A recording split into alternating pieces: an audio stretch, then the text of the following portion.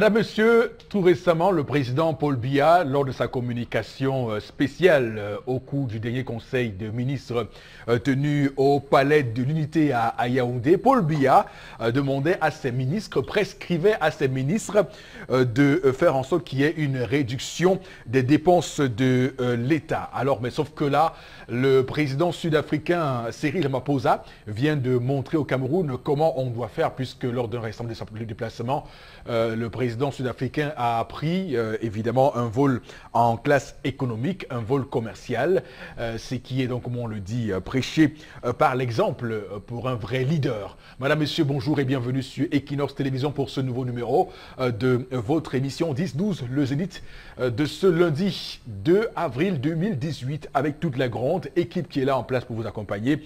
Charles Abel Bachou, bonjour. Bonjour, monsieur Eric Fopoussi-Negou. Bonjour à tous les téléspectateurs. Également sur ce plateau ce matin, Florazé, bonjour. Bonjour Eric Fopoussi. Bonjour à vous sur le plateau et à nos millions de téléspectateurs. Très ravi de débuter ce mois d'avril avec vous.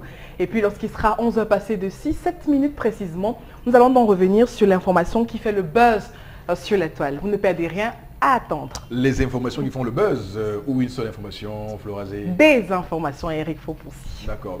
La précision, elle est importante pour tous ceux qui nous regardent ce matin, chers téléspectateurs. Également sur ce plateau ce matin, bon, Bengan, bonjour et bienvenue. Bonjour, monsieur Fopoussi-Negou. Bonjour à vous, chers téléspectateurs. On va démarrer cette émission ce matin avec l'histoire du jour. Et vous savez que l'histoire du jour, c'est une coutume de tendance cogne la voyageuse. Bonjour. Bonjour Eric, bonjour encore à tous les benguetaires. Je suis une voyageuse aussi, je connais ce que vous faites là-bas. Et ce matin, on va parler des benguistes qui dotent les filles, ne les épousent pas. Donc les filles qu'on dote, on ne les épouse pas là. Papa benguiste, il y a une fille qui veut que tu la libères. Ça fait 3 ans que tu l'as dotée. Elle vit chez ta mère. Elle dit qu'elle est fatiguée de vivre dans sa belle famille. Florent, la fille m'a parlé, dit que le temps passe. Il dit, toi, attends-moi, j'arrive. Ça fait 3 ans qu'elle était dotée. Tu ne l'as pas encore épousée. Et elle dit que le temps passe. Là, je pèse sur elle. Elle a besoin de faire aussi ses enfants. Où tu tournes seulement quoi là-bas en aéroport, elle ne sait pas. Elle me dit que le gars, quand il venait la doter, quand le gars venait la doter, il disait seulement que maman, voilà un bain. D'ici quelques jours, on part. Mais à sa grande surprise, elle voit l'avion qu'à la télé. Même le passeport, elle n'a pas. Et elle est fatiguée de rester chez ta mère. Que 3 ans là, c'est beaucoup. Et elle dit que c'est toujours comme ça, que quand elle sort, sa belle-mère rend compte que le gars est jaloux.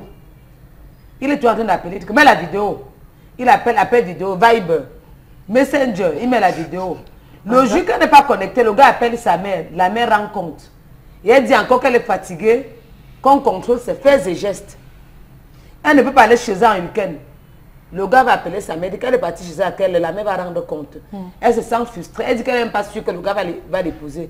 Et elle met dans sa tête que elle dit que elle-même telle qu'elle voit, la dot ce n'est pas le mariage. Elle a besoin de vos conseils, chers téléspectateurs. Soit elle rentre chez eux, chercher un homme avec qui elle va faire sa vie, commencer à coucher ses enfants, parce qu'elle était dotée, le gars ne dit rien de bon, il dit tout, attends, il vient. Ça fait 3 ans. La belle-mère qui doit te rendre compte. Quand elle sort, la belle-mère appelle le fils pour dire qu'elle vient de sortir.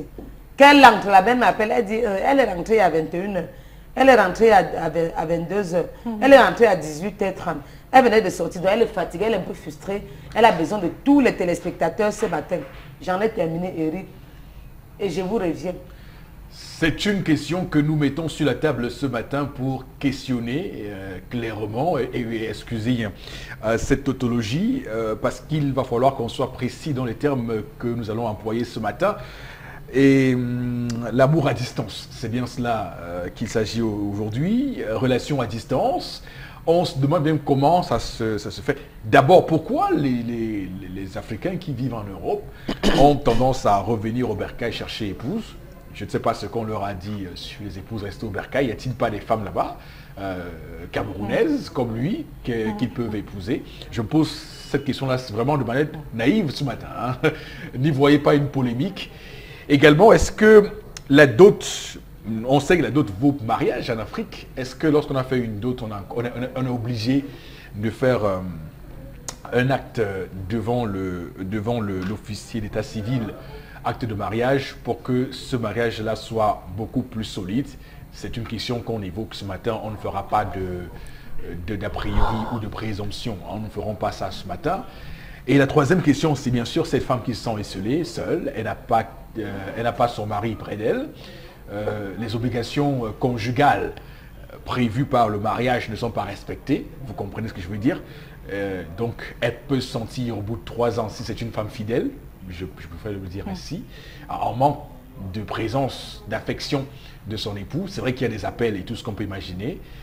Est-ce que le fait de rester dans une dépendance dans la maison familiale de son époux est une garantie pour celui-ci que sa femme soit fidèle? Toutes ces questions-là, on se les pose ce matin. Je commence par vous, Florazé. Est-ce que ici, le problème, c'est l'amour à distance? Non, je ne pense pas. Parce que la femme a été dotée. Et puis le piège, en fait, c'est que dans notre... peut-être que je vais heurter Bambok ce matin, parce que je trouve toujours qu'on a très mal, sur le plan culturel, traditionnel, qu'on a très mal orienté cette histoire de mariage. Donc ça fait que depuis pas mal de décennies aujourd'hui, ce serait que Bambok nous dira qu'on est venu avec l'argent, les nouvelles technologies, la mondialisation. Non. Laissez Bambok parler, je vous en prie. Je l'ai encore rien dit. Sauf que justement, le caractère traditionnel dans lequel on a vécu montre que quand on a doté la femme, quand on a fait manger la famille, elle est déjà la femme de l'homme. Elle est la femme de la famille et tout. Donc elle peut aller vivre chez l'homme. C'est là le piège, Eric Fopoussi. Parce que vous n'êtes pas marié. Vous n'êtes pas marié. Vous n'êtes protégé de rien. Il y a un mariage coutumier. Non, mais ça ne compte pas toujours. Ça ne compte pas toujours parce qu'on a vu pas mal de... Bon, bref, de couples de fiancés, justement, qui ne sont pas allés jusqu'au bout, même après avoir respecté cet engagement coutumier qu'elle a doté. Mais est-ce que, moi, ma question, c'était pour vous, parce que voilà, c'est bien que vous alliez comme ça, mais est-ce qu'on n'est pas dans un contexte où les Camerounaises, en règle générale, n'ont qu'un seul rêve, se taper le benguiste, et voilà, quelles que soient les conditions, bah, on s'y met, avant de se rendre compte après que le choix, le cheval sur lequel on a misé n'était pas le bon. Non, c'est pas le problème, parce que je crois que l'histoire du jour, je crois que les deux sont rencontrés au pays et l'homme est parti, il a doté cette femme. Non, l'amour à distance, l'homme est venu la doter, l'homme est venu en Europe, il est venu en Afrique. Pour moi, personnellement, la question de l'amour à distance pose pas un problème. Du moment où on a nos principes, du moment où on a une base. Vraiment, l'amour à distance, pour ma part, c'est pas un problème. Voilà. Quand on se le problème, c'est que la fille avait ses plans, elle voulait aller en Europe. Non, mais c'est vous qui le dites, c'est pas ça en fait. La question, la femme dit, parce qu'elle a l'impression déjà à 3 ans. D'accord. Et l'homme ne fait rien. Mais attendez, la dot, c'est pas le mariage. Il faut qu'il vienne au pays. Il faut qu'on reconnaisse, que la famille même la femme reconnaisse que non, voilà, ça c'est mon mari. Et deuxièmement, elle ne doit plus rester elle doit plus rester dans le cocon familial du monsieur. Pourquoi? Où elle est, non, madame, chaque être humain a besoin de son espace. Et oui, même quand vous vivez dans la concession familiale, je crois que le père, pour ceux qui vivent dans les concessions familiales, le père vous dit, ok, vraiment, Eric, voilà ta parcelle, batte tout. Donc on a toujours son petit cocon à soi. Donc je dis que c'est la fille, c'est pris au piège en fait. D'accord. Elle est dans un piège, mais sauf que il faut qu'on arrête un peu, que les femmes prennent leurs responsabilités, qu'elles quittent de là, qu'elles prennent son courage à deux mains, qu'elle n'attende pas que le voisin ou la belle famille ou tendance ou nous venons lui dire non, fais sinon. Lève-toi de là, s'il t'aime, il viendra te récupérer chez tes parents. Même avec cette dot. Parce qu'il est maintenant, elle est là au sein de la famille. Mais lui, qu'est-ce qu'il fait en Europe? Est-il marié là-bas? Qu'est-ce qu'il fait exactement là-bas? Parce qu'il a une femme ici, au pays, c'est même pas sa femme. Hein, il a une compagne au pays, elle est chez sa maman, elle lave les vêtements de maman, elle prépare pour maman, elle fait tout pour maman. Une femme, c'est ma femme, hein, attention. Non, c'est pas votre femme. Oui, bien sûr. Non, c'est pas votre femme. Parce que vous êtes libre. Alors, à ce moment-là, vous êtes encore libre d'aller prendre une autre femme de la doter, de l'épouser après. Maintenant, même quand vous épousez une femme... Non, ne consolez pas les femmes avec ça. Même quand vous épousez une femme Florazé, vous êtes également libre de vous dire que bon voilà, le mariage c'est terminé. Non. Vous introduisez une c'est pas aussi facile. Bon, donc là souvent c'est vrai, si le divorce, c'est pas voilà. C'est vrai, c'est pas évident, mais pour dire que les intentions de l'être humain, il faut bien voir. Non, l'amour se vit à plusieurs niveaux. Que cette dame quitte de là où elle est, déjà qu'elle n'est même pas en sécurité. Oui. Chacun a besoin de vivre sa propre liberté, son propre foyer et tout. Elle est conditionnée par, il appelle, maman, etc. Non. Vraiment, et là, il y a plus ce respect de soi. J'ai l'impression que sa dignité je vous sens, excusez-moi du peu du terme, je vous sens vraiment, voilà, hein, vous faites tout votre possible pour nous expliquer l'inexplicable, mais bon, c'est vous, c'est votre... Quand on est doté, on n'est pas marié, il faut pousser. C'est votre position, oui. Mais je pense que cette femme a fait un mauvais calcul, comme de nombreuses rêveuses camerounaises, jeunes filles camerounaises, qui ne pensent qu'avoir un benguiste et aller en Europe, parce que c'est pas différent. Ce type de mariage n'est pas différent de ces jeunes-là qui prennent le chemin de la Libye, qui traversent tout ce qu'on imagine comme tracasserie pour aller se retrouver sans papier en Europe. C'est des femmes comme ça. Elles rencontrent un monsieur, à peine un mois, le mec vous dit qu'il va vous épouser, vous dites ok d'accord c'est parti parce que votre rêve, parce que votre stimuli, on parle un peu comme Pavlov. C'est pas aussi interdit de rêver. Parce qu'il y a un stimuli comme Pavlov le dit, qui vous a comme ce chien de Pavlov, il y a la viande, c'est parce qu'en fait, il y a la pâte. Monsieur Fopoussi, vous avez une mauvaise appréhension, une mauvaise idée de l'amour à distance. Ça fonctionne, oui. Ça marche quand des personnes sont responsables et se respectent. Je connais beaucoup de couples qui me regardent à l'instant, qui vivent, le monsieur au Cameroun, madame de l'autre côté, on vit, on a des enfants, on est mariés, etc. Et c'est le bonheur absolu. Et c'est bien que c'est bien que c'est vous qui fassiez cette remarque, parce qu'effectivement, si c'était aussi beau, cette femme ne devait pas se plaindre ce matin. Puisque mais elle n'est pas mariée, Eric Fopoussi. Elle n'est pas mariée. C'est ce qu'elle demande. Elle dit qu'elle n'est pas mariée. Charles Abel va également dire un mot. Mais j'aimerais, Charles, avant que vous nous donniez votre position, quand même revenir sur les clarifications autour de la dot, quand même. Je tiens à préciser avant de commencer à Florazé qu'elle ne désacralise pas la dot. Vraiment. Il faut dire tout ce que vous avez à dire tout autour, mais ne désacralisez pas la dot. Vous ne pourrez en aucun cas traverser la dot. Allez même vous marier en Europe, allez vous faire, tant que vous n'êtes pas passé par l'acte de la dot, par l'acte symbolique de la dot, madame, vous n'êtes pas mariée. Je vais arrêter. Vous vous êtes exprimé longtemps. Vous êtes exprimé longtemps. Je n'ai jamais dit que la dot n'était pas importante. Non, je n'ai jamais dit ça. Soyez honnête, pardon. Vous avez parlé suffisamment. Sauf que je voulais un peu... Vous avez même pointé, bon, il n'a rien dit. Parce qu'il attend sagement. Parce qu'il attend sagement son temps de parole. Et ce serait bien que tout le monde attende sagement son temps de parole. Charles Amel. Donc je disais qu'il ne faut pas qu'elle désacralise la dot. Il y a tout un rituel auquel obéit le mariage en Afrique. Oui. Allez même vous marier dans n'importe quelle ville du monde. Tant que vous ne serez pas revenu voir les parents, affronter les regards, traverser la palabre, vous ne serez jamais marié. Et tous les Alors, cette femme, cette fille, qui a-t-elle épousé? Un fantomas? Un gars qu'elle a rencontré sur Facebook? Ou quelqu'un qu'elle a connu? Parce que c'est là le problème. Celui qu'elle a connu va lui dire, je vis en Europe, j'ai telle situation, voici ma vie, voilà comment je me bats. Mais moi je dis, mon rêve, mes ambitions, c'est avec toi et c'est en Afrique. L'homme revient, il dit, je suis venu te prendre comme femme. Amène-moi chez tes parents. La fille prend sa main et l'amène chez ses parents. Il prend la peine de respecter les préalables de la dot. Les parents ont le temps de poser toutes les questions. Il a eu le temps de répondre avec, d'abord que ce n'est même pas l'individu qui parle. C'est sa famille qui parle, c'est la famille qui parle. L'individu en lui-même ne parle pas. C'est la famille qui prend la responsabilité de garder, d'entretenir leur femme. Si, bien évidemment, la famille y tombe d'accord. Ce qui se passe. Lorsque les gars, c'est à la dot qu'on a conclu que bon, comme moi je ne suis pas ici, elle vivra dans la famille. Tout se décide là. Ce n'est pas une histoire qui va se décider après que le gars sera parti. C'est pendant la dot. Alors si elle a dit oui, Elle a accepté. Aujourd'hui, je me pose la question. Que recherche-t-elle? La consommation du mariage? Le voyage pour aller en Europe? Ou elle veut la liberté? Et si c'est la liberté qu'elle veut, auquel cas, madame, elle n'était pas prête pour le mariage. Je crois que... C'est mon point de vue. Je pense que, effectivement, on va revenir à vous. Je pense que cette femme a rencontré un autre monsieur. Et ça, c'est mon hypothèse. Ça peut être. Vous en avez plusieurs ici depuis le matin.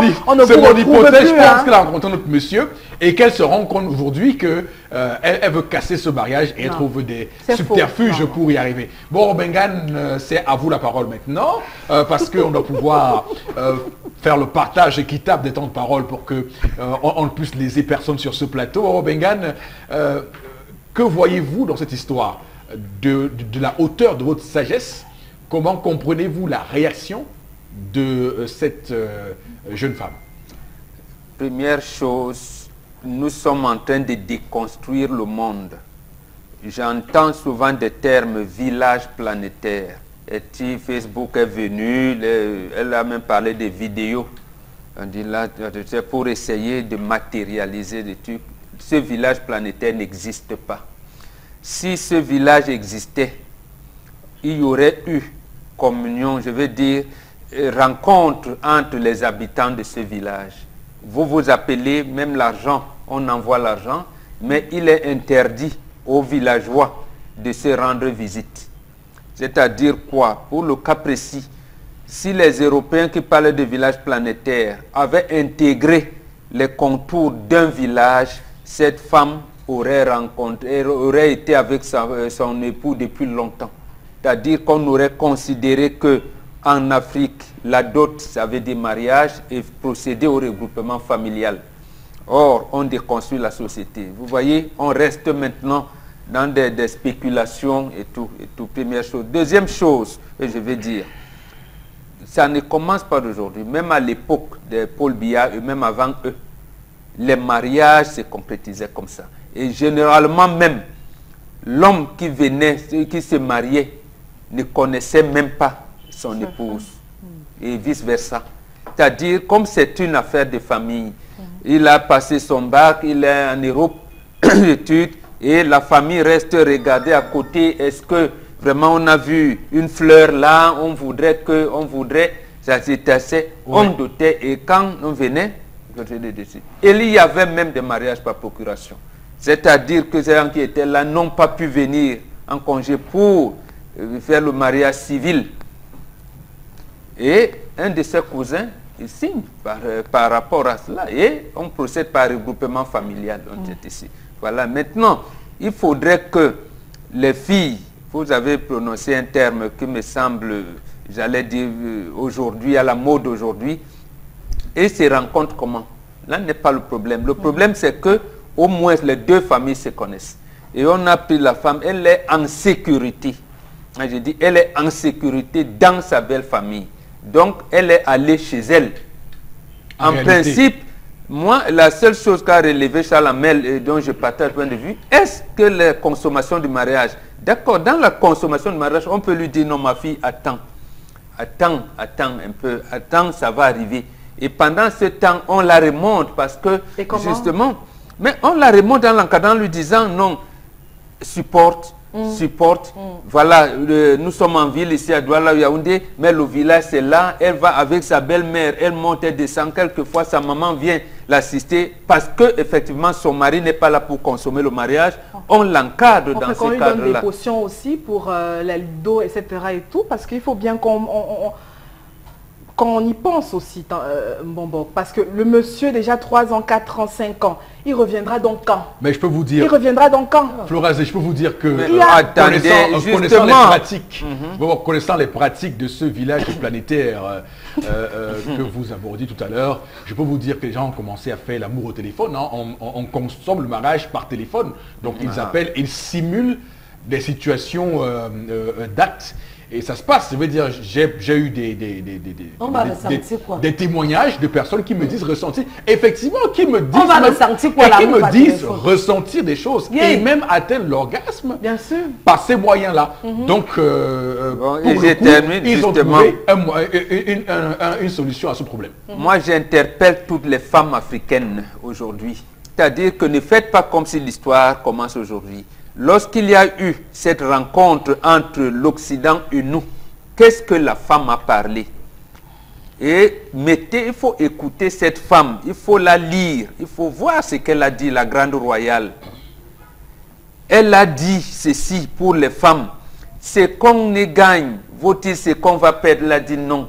Mais allons apprendre à vaincre sans avoir raison. Mais surtout, elle dit, surtout elle s'adresse aux femmes, tout change et nous devons vivre avec notre temps. Oui. Elle n'a pas dit tout évolue. Tout change et nous devons vivre avec notre temps. Donc, nous qui acceptons, vous les femmes, parce que c'est une femme qui parle là, elle dit, ça veut dire qu'on vient vous doter, vous attendez. C'est justement parce que c'est difficile pour cette fille, cette femme-là, qu'on l'encadre, qu'on lui dit, maman, ne fais pas de bêtises, attends, ton mari te viendra.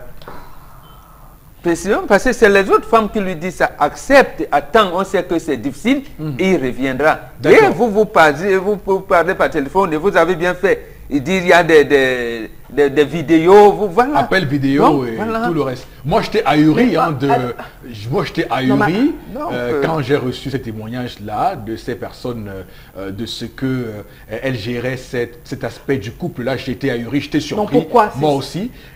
Moi, de mes convictions traditionnelles et ancrées, je peux vous dire que comme j'ai été brusqué par ce type de révélation, bon, maintenant, à chacun son type de délire dans ces histoires-là. Alors, Tendance, la parole également te revient ce matin par rapport à cette histoire.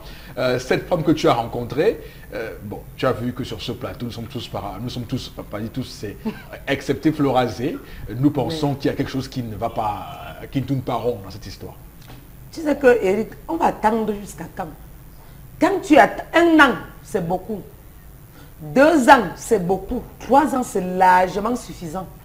C'est un peu comme quelqu'un qui est en prison. Ou comme un bandit qui part en prison. Quand tu fais 1 an en prison, c'est beaucoup. Si tu étais dehors, tu devais faire beaucoup de choses. Même les mois, c'est toujours beaucoup. Donc, on va passer toute la vie à attendre. Attendre jusqu'à quand? Maman, décide-toi. Décide-toi, tu le libères. Il n'est même pas en train de te dire quand il va venir, il te dit seulement, ouais, attends, la femme se fan vite. Bientôt on va parler le gros français que la ménopause ou c'est monopause. Tu as pris un bon exemple maintenant. Vous êtes vraiment officiellement marié, votre mari court une prison de 20 ans. Là, c'est autre chose. Ah bon? Là, vous ne la voyez pas, vous ne consommez pas le mariage et vous êtes sûr que dans 20 ans, vous avez 20 ans, vous ne la verrez pas. S'il est en prison, je parle en prison constamment. Et celui-ci, il est libre, il se bat pour vous. Vous dites, c'est trop. Dans l'avion, s'il était en prison au pays, oui. Aller à Nebel me coûte quoi par jour? Je peux même quitter, je peux m'aller en prison le matin, je rentre alors qu'on me chasse. Donc le problème c'est lequel alors? La consommation de mariage. Vous dites. Je vais partir. Est-ce qu'on se lève un matin pour aller en Europe? Non. Pour aller en Europe, il faudra passer un concours. Il faut faire le passeport. Il faut demander le visa. Même si on accepte même ton visa. Donc alors qu'en prison au Cameroun, tu peux gérer. Donc, maman, libère-toi. Et la belle-mère, les belles-mères qui sont toujours en train de suivre pour dire qu'elle est rentrée tard, elle est rentrée tôt, elle est sortie là. Que les belles-mères arrêtent aussi ça. Il y a des choses qu'on ne peut pas tout dire à ses enfants. Maman, quand tu dis ça, c'est pour détruire le mariage de ton fils. Oui, c'est pour la détruire. Quand elle sort, dit maman, tu vas où? Si elle te dit où elle part. Le jour que tu vois qu'elle est rentrée tard, tu l'appelles, tu lui dis que ma fille, tu es une femme mariée. Vraiment, le fait de sortir, rentrer tard comme ça ne me plaît pas. Que d'aller trahir toujours, moi ne me prends pas, tu as trahi. Moi ne me prends pas, tu as trahi. En ce moment, elle ne se sent même plus en sécurité. D'accord. Elle se sent frustrée. Oui. Il y a des hommes ici dehors qui vous dotent, Eric. Ils vous donnent seulement la poisse. Quelqu'un sait qui t'a doté, mais il ne va pas t'épouser. Non, il te freine lui la vie. Demain, il peut venir changer d'avis. Ben, on sait ça. Rien que les plaintes que la mère fait, il peut venir demain, il dit que non. J'ai une autre là que j'avais dotée. Et elle m'achète trop, j'ai changé d'avis. Ah, dedans, tu fais comment? Tu vas le taper. La femme ne peut pas taper l'homme. Si un homme te dote, il va même 4 ans après, il dit que non, viens, on va changer d'avis. Tu vas lui porter plainte au Cameroun. Donc, tu ne peux pas. Donc pour Tendance, ce n'est pas tellement la consommation du mariage qui pose problème. Non, maman, c'est le temps réduit que la femme a pour se remettre, parce qu'elle fan. La femme, elle doit aussi accoucher sa part. Demain, on va là, le père dit que non, maman, là, ils sont un peu plus accouchés. Du moment où tu es là, tu es avec moi, j'ai fait mes enfants. Mais tu es à distance, j'oublie. Oui, oui. Très bien. Ne fais pas dans la langue de D'accord. Alors, Florazé va rapidement réagir elle aussi. Oui, dans l'avion, on gagne un temps. Oui, Florazé, Je allez-y. suis d'accord avec toi, Tendance. Par rapport à ce que Mbomboka dit dans le choix du partenaire, bon, je pense que c'est ce qui a un peu tout fauché. Parce qu'avant, on ne faisait pas, c'est-à-dire qu'on ne laissait pas aux jeunes, justement, aux prétendants, de se découvrir. C'est-à-dire que le jeune qui allait se former en Europe, étudier et tout, on te dit on t'a réservé une fille au village et tout. Quand tu arrives, on fait la dot, il repart et tout, etc. Oui. C'est-à-dire qu'on n'a pas pris le temps de se connaître mutuellement. C'est pourquoi ce type de relation à 110% de, je vais dire, n'a pas toujours marché. On s'est retrouvé avec un homme et pour la plupart, ces garçons à qui on trouve... Vraiment, ces garçons à qui on cherche les femmes. attention aux affirmations Non, ces garçons... et qui ne se basent sur aucune donnée scientifique. Ces hommes à qui... 70%. Allez dans la rue. Ces hommes à donc qui... vos chiffres sont dans la rue. Ces hommes, attendez. Oui, justement. Non, que non, voulez-vous? non. Ces hommes, laissez-moi terminer. Non, Ces hommes à qui... quand les prémices sont fausses, la conclusion ne peut pas être vraie. Ces hommes à qui... Attendez, ces hommes à qui on choisit le plus souvent, les femmes et tout, pour la plupart signent, je veux dire, un régime polygamique. On le sait, parce qu'on n'est pas toujours sûr qu'à la première tentative, ça va marcher. Mais on se dit, on te prépare déjà une femme, mon fils, je te prépare déjà une femme, parce que quand tu arrives au pays, il faut bien que tu sois. Parce que pour la plupart des cas, le gars n'est pas souvent très d'accord. Mais il dit, pour vous faire plaisir, au cas d'accord, j'arrive et tout, on fait ça. Et puis maintenant, la seconde épouse peut être celle, justement, qui a attendri son cœur. C'est là où ça a accroché. Mais je reviens pour dire à Charles Amel, que c'est au cœur de la dot. Non, justement, pendant les palabres au monde de la dot, qu'on décèle également le temps. On demande aussi aux jeunes gars, c'est-à-dire au fiancé qui est là, que comme tu repars là, tu vas venir quand pour tout finaliser. Ma fille sera dans tes bras à quel moment? C'est-à-dire que vous allez vivre ensemble quand? Et vous donnez justement le délai. Et c'est le délai que l'homme ne respecte pas qui pose souvent un problème. Et je crois que c'est le véritable problème avec la dame ce matin. Pour le traditionnaliste que je suis, lorsque j'ai doté, c'est fini avec vous. Voilà. Parce que c'est le mariage. Parce que je crois en ce mariage. Je crois en ce mariage. Donc, permettez-moi, cette femme, parce qu'elle voulait l'Europe à tout prix, s'il vous plaît, permettez-moi, vous voulez tout le temps couper la parole aux gens. C'est pas possible. Cette femme, qu'est-ce qui vous arrive? Cette femme voulait à tout prix l'Europe. Je vais vous le dire. Elle se voyait dans les 2 années qui suivaient en Europe. Parce que cette femme, étant amoureuse, étant passionnée, aimant de tout son cœur ce gars, après la dot, aurait tout fait avant qu'il ne parte de concevoir la grossesse, de concevoir une grossesse et d'accoucher. Oui. Mais c'est pas... On n'aurait pas pu, permettez-moi, je dis on n'aurait pas pu lui donner le temps. Si c'était l'enfant qu'elle voulait, elle devait concevoir la grossesse, sachant qu'elle a déjà été dotée, elle allait concevoir la grossesse, ce qu'elle n'a pas fait. Elle a dit, ok, comme je sais que dans les 2 ou 3 ans, je vais être en Europe, il n'y a pas de problème, pars. Si cette femme avait été mariée, ça serait le même problème. Elle recherche 2 choses. La liberté ou le voyage en Europe. Voilà. Et c'est vous qui le dites, non, mais Florazé, attention. Il faut comprendre les histoires. Il faut comprendre. C'est un contexte où on voit de plus en plus de jeunes Camerounais. Quand il dit Camerounais, j'englobe les jeunes Camerounais, des hommes qui cherchent des femmes en Europe parce qu'ils veulent voyager. Mais Charles Amel a dit tout à l'heure que le caractère... C'est un phénomène social qu'on ne peut pas qu'on ne peut ignorer ce matin sur ce plateau, Florazé. Oui, Charles Amel dit, la dot est très importante, je suis d'accord avec. On le dit. Attention, et on le dit pour le déplorer, pour dire que si votre intention dans un mariage, c'est d'aller en Europe, mais ne venez pas nous dire... Vous savez ce qui me gêne ce matin, c'est que dans cette histoire, on incrimine la femme, mais on ne porte pas le regard sur la responsabilité que le monsieur a envers cette femme et sa famille. Charles Amel, il y a pas mal de jeunes justement qui ont voulu respecter le caractère de la dot, mais qui n'arrivent pas, parce que vous allez arriver dans certaines familles, la dot c'est un véritable problème. Ils préfèrent pour certains jeunes aller justement se marier à l'état civil. La loi vous autorise. Mais justement, oui. Vous êtes majeur. Parce que le caractère de la... Revoyez en tant que traditionnaliste, Charles Amel, faites le tour des gens et revoyez aussi le principe de la dot. Est-ce que lorsque la fille va se marier avec un homme sans dot, la famille s'en offusque? Non, mais non, je dis, voyez également, ne dites pas. On vous dit seulement dans cet ensemble. Mais c'est justement parce que vous faites ne vous envolez pas dans des réflexions philosophiques. Oui. Tout à l'heure, vous avez donné des statistiques. Je vous dis, les parents qui ont plus de 65 ans en allant, première des choses, à ce moment où l'évangélisation était très poussée ici, qui venait d'arriver, on imposait, il n'y avait pas trop de polygamie pour surtout celles qui étaient en Europe. Oui. Je peux vous le dire, vous pouvez le vérifier. Parce que vous sortez des statistiques, on ne sait pas d'où ça vient. D'abord, c'est première chose. Deuxième chose, c'est quand vous venez avec des idées. Non, mais attends, on vous a débusqué. C'est un partage. Non, mais ne partagez pas parce que nous avons des cas sociaux. C'est des cas sociaux que nous voulons. Ne faites pas des débats philosophiques uniquement. Donnez des pistes, mais parvenez aux solutions. Aujourd'hui, les mariages qui ne donnent pas, il y a bien des gens qui se comprennent, même ici à Douala, Yaoundé sont ensemble, ils n'arrivent pas à se marier. Pourquoi? Parce que les gens se marient pour des mauvaises raisons. Mais bon, ça veut dire que vous ne me comprenez pas, mais je dis ce matin qu'il ne faut pas incriminer, parce que dans cette histoire, on ne voit que la femme. On demande à la femme d'être tranquille, précisément parce que la non-consommation du mariage, c'est un problème. Voilà. Nous, on le sait, mais ça, la mère et moi, c'est par là qu'on a commencé. On sait déjà que est-ce que vous avez écouté les conclusions de Charles Hamel? Oui. Non. Mais justement, si c'est la consommation du mariage, tout le monde sait que c'est dur. C'est dur. C'est dur, ma fille. C'est dur. Mais maintenant, si ce n'est pas, on se rend donc compte que la liberté, ça veut donc dire que ce n'est pas la consommation du mariage qui fait problème, c'est autre chose. Voilà. Là, si c'est autre chose qui fait problème, à ce moment, il n'est pas préparé pour le mariage. Quelqu'un me dit,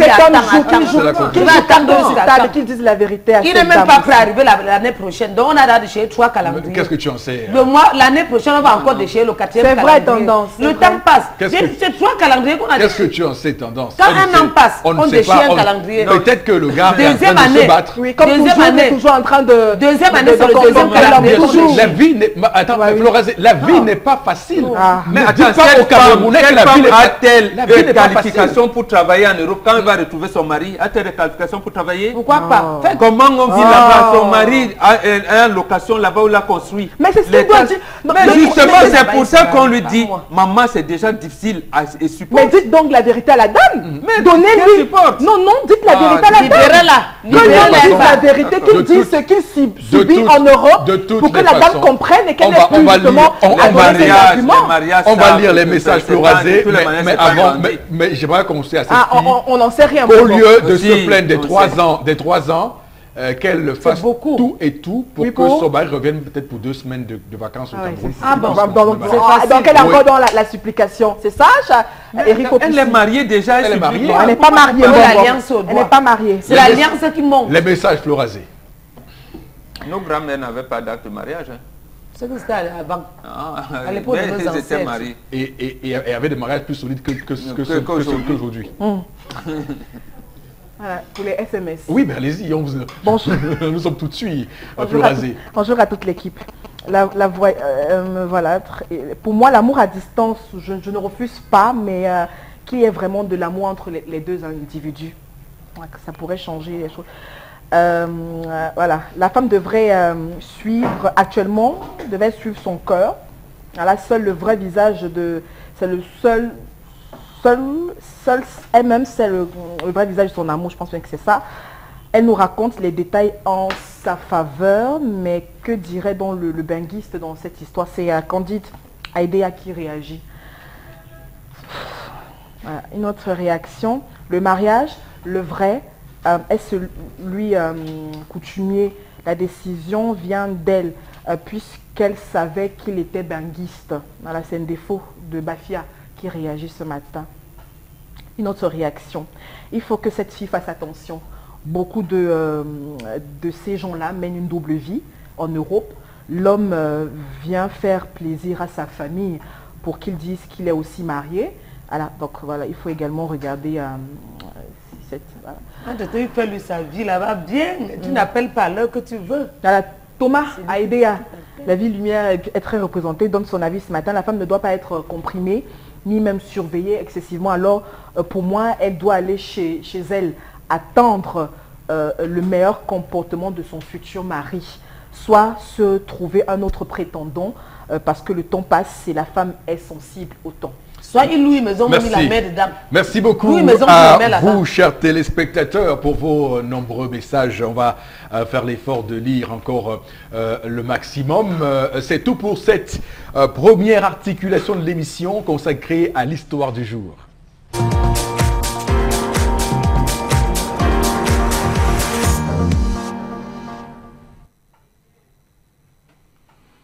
Je m'interroge ce jour sur la question de la désertification au Cameroun. Avancée du désert, on en parle, car chaque jour, chaque semaine, chaque mois, chaque année, le désert ne cesse d'avancer considérablement. Existe-t-il encore dans ce pays une direction de la protection civile censée coordonner tous les plans d'urgence pour la gestion des risques? Quelle est la gestion des 12 millions d'hectares de terre dégradés par nos dirigeants camerounais? Qu'est devenu le système national d'alerte rapide, alias NAR, transformé plus tard en SMIAR, système mondial d'information et d'alerte rapide, développé par le ministère de l'Agriculture? Quel est le bilan des initiatives comme l'opération Sahel Vert, qui datait des années 70, ou encore la Grande Muraille Verte, lancée dans la partie nord du Cameroun? Comment comprendre le fait que le Cameroun ne dispose pas d'un système d'alerte précoce en matière de surveillance de la sécheresse? Comment comprendre le laxisme créé par la multiplicité d'institutions étatiques, de programmes et de textes législatifs et réglementaires qui traitent des questions de suivi de la sécheresse et du désert dans ce pays? Comment comprendre l'absence de coordination entre ces différentes entités pour le dit suivi? Comment comprendre l'inactivisme des structures censées gérer les multiples variations du climat et activités humaines, le déplacement des réfugiés pendant les périodes de conflit, une utilisation des sols ou une protection de l'environnement inadaptée des facteurs socio-économiques et politiques spécifiques? Quelles sont donc les missions de la direction de la météorologie nationale, du ministère des Transports? Quelles sont donc les missions du Centre de recherche hydrologique, de l'Observatoire national des risques et l'Observatoire national des changements climatiques, structure de veille et d'alerte précoce? Que font tous ces directeurs à la tête de dans ces différents départements? Comment suivre l'avancée du désert lorsque le réseau d'observation météorologique nationale est dans un état de délabrement avancé, constituant de fait un frein au développement d'un système d'alerte précoce au Cameroun? À quoi donc aura servi la mise sur pied des structures telles que le SOCOPED, l'Office céréalier, le Comice provincial de lutte contre la sécheresse, censé faire face à la sécheresse? Comment comprendre le fait que ces structures budgétivores n'aient jamais pu alerter qui que ce soit, alors que la dégradation des ressources naturelles se veut plus que grave et à jamais? Alors que le déplacement des populations, les perturbations des activités économiques, surtout agricoles, et des coûts économiques et sociaux sont de plus en plus lourds? Comment comprendre l'existence de telles structures alors que la diminution des eaux de surface, le déclenchement des maladies d'origine hydrique, la perturbation des activités agricoles et halieutiques, l'exaspération de la pratique des feux de brousse poursuivent leur bonhomme de chemin? Savez-vous par exemple qu'à Marois, chef-lieu de la région de l'extrême nord, l'eau et le bois sont comme la manne avec laquelle Dieu a nourri son peuple dans le désert? Savez-vous que la sécheresse fait perdre 54 000 tonnes de viande au Cameroun chaque année? Savez-vous que d'après une étude réalisée par l'IRAD, la filière laitière enregistre un déficit de près de 270 milliards de francs CFA chaque année? Savez-vous que le Programme alimentaire mondial, PAM, a prévenu que quelques 400 000 personnes pourraient être touchées par la faim dans les régions du nord et de l'extrême nord du Cameroun si des vivres d'urgence ou des vivres d'urgence n'étaient pas reçus d'ici la fin du mois de mars? Et aujourd'hui, nous sommes en début du mois d'avril. Qu'est-ce que c'est grave? N'a-t-on pas pris conscience de ce phénomène, de cette dégradation des sols, parce que la sécheresse, parce que le désert ne cesse, lui, que de continuer son bout de chemin. Dans les années 70, le Cameroun vivait tambour battant dans une forme de politique en ce sens-là, de lutte contre la désertification avec, souvenez-vous, l'opération Sahel vert. Mais finalement, l'opération a été abandonnée en cours de chemin pour ne recommencer qu'en 2008. Et on constate dans ce coup-là que le Cameroun a accusé un retard véritable. On voit toutes les opérations qui sont menées pour que le Cameroun et les pays voisins évitent l'avancée du désert via le CBLT, la commission du bassin du lac Tchad, parce que le lac Tchad, dans ce contexte-là, continue à s'assécher. Et on voit les pays comme le Niger, le Tchad, le Nigeria, le Cameroun, qui sont les pays qui, qui ont une vue sur le lac Tchad, se réunissent régulièrement pour stopper l'assèchement du lac Tchad. Mais au Cameroun, il faut dire qu'on a plus de 12 millions de terres dégradées au Cameroun. C'est énorme, 12 millions de terres dégradées au Cameroun. Ces chiffres-là ne sont pas de moi, ces chiffres sont du service de la lutte contre la désertification au ministère de l'Environnement, de la protection de la nature et du développement durable du Cameroun qui sort ces chiffres-là. Donc c'est extrêmement grave ce qui se passe.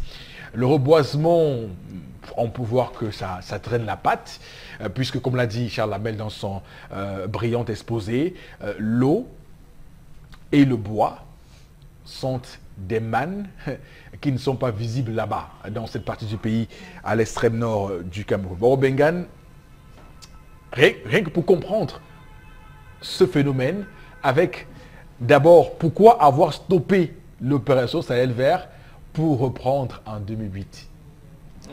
Tout simplement parce que le 6e plan quinquennal que le chef de l'État a lancé en août 86 n'est pas arrivé à terme en 1991, parce que c'est dans les plans quinquennaux qu'on revoyait les programmes qu'on avait, qui n'avaient pas marché pour des raisons évidentes. Parce que vous avez parlé de l'opération Sahel vert. Effectivement, ça faisait partie du 3e plan quinquennal qui était de 1972 à 1976.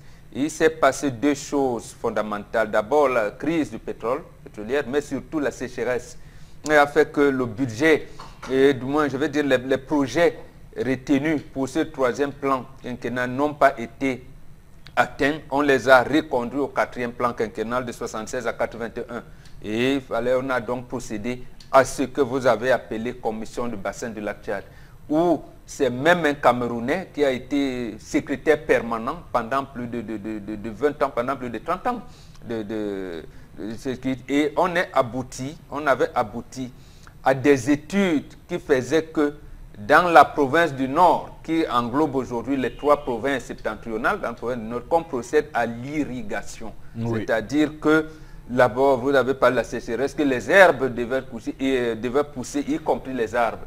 Le financement de la Banque mondiale et tout, et même de la Banque africaine de développement avait été trouvé. Même la Banque islamique avait donné, il y avait des financements en vue. Donc question, tout le monde se pose, pourquoi ne pas avoir continué avec ça? C'est vraiment très grave. Mais l'autre chose, vous l'avez dit également, c'est que dans cette politique de commission du bassin de lac Tchad, avec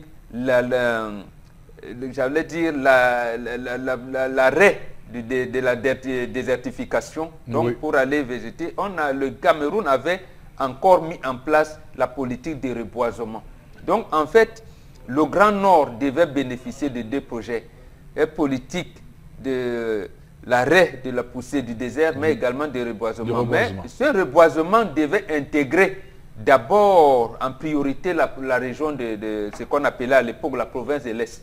C'est-à-dire, on coupe, vous le disiez encore dernièrement, les Boubinga, les Moabi et tout. Il fallait les refaire. Et les pépinières, je vous assure, les pépinières avaient été faites pour toutes les provinces du Cameroun.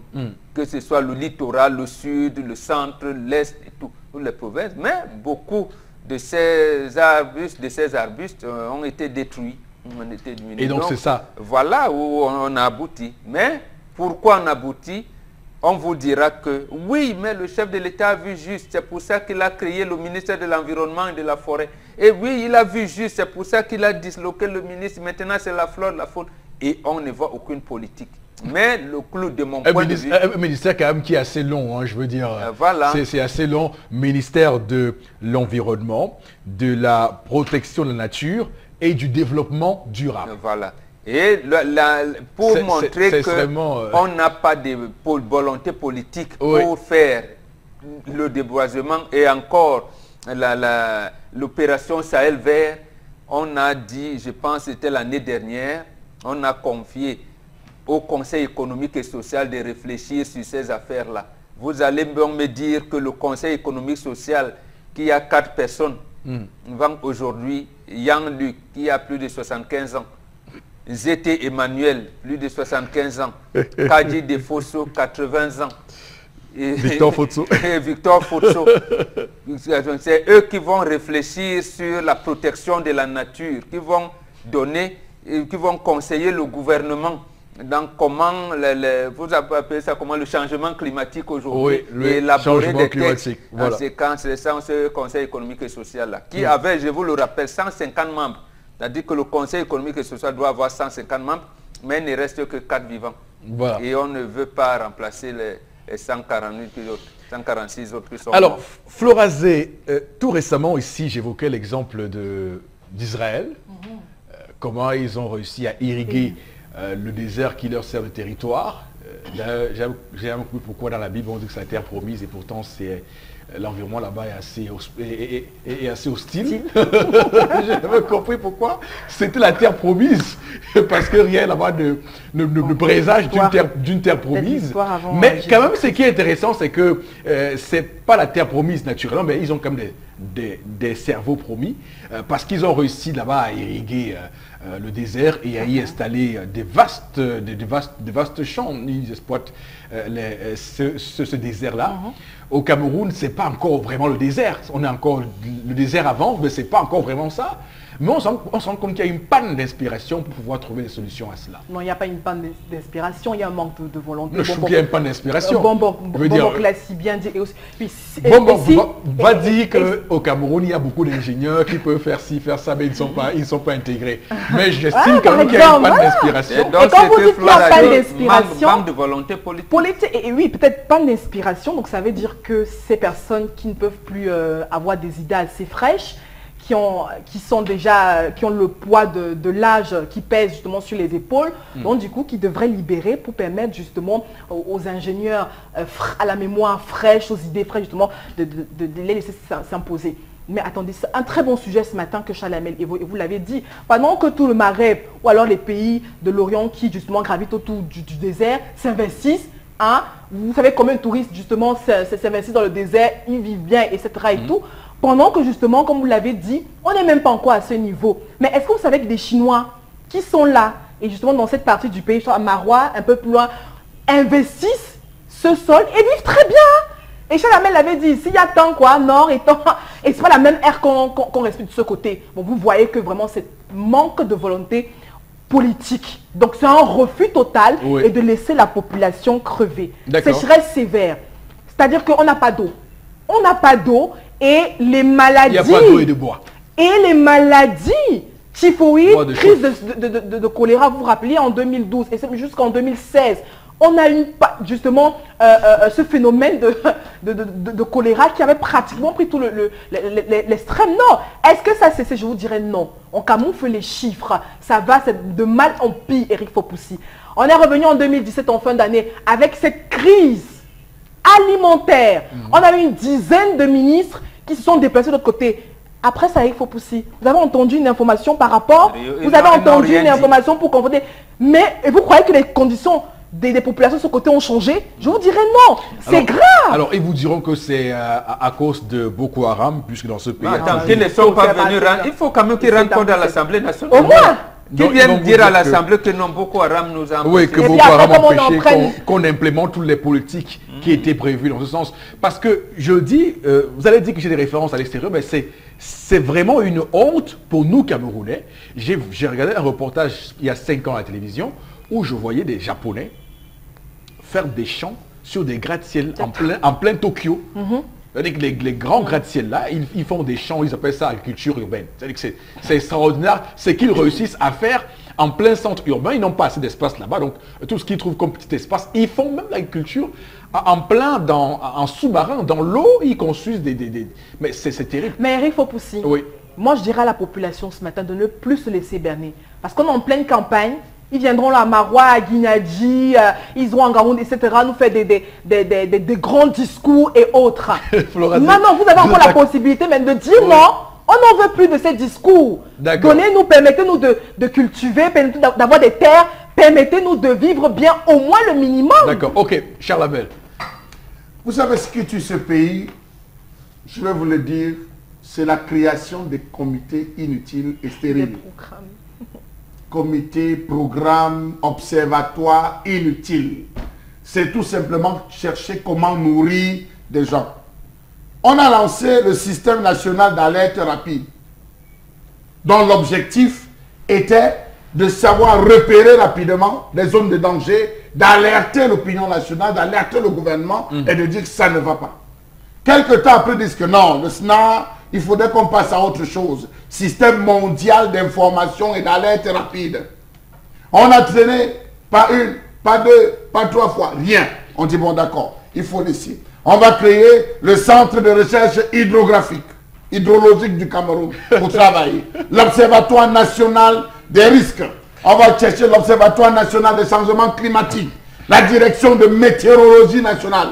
Savez-vous que sur les 58 stations de météo que compte le Cameroun,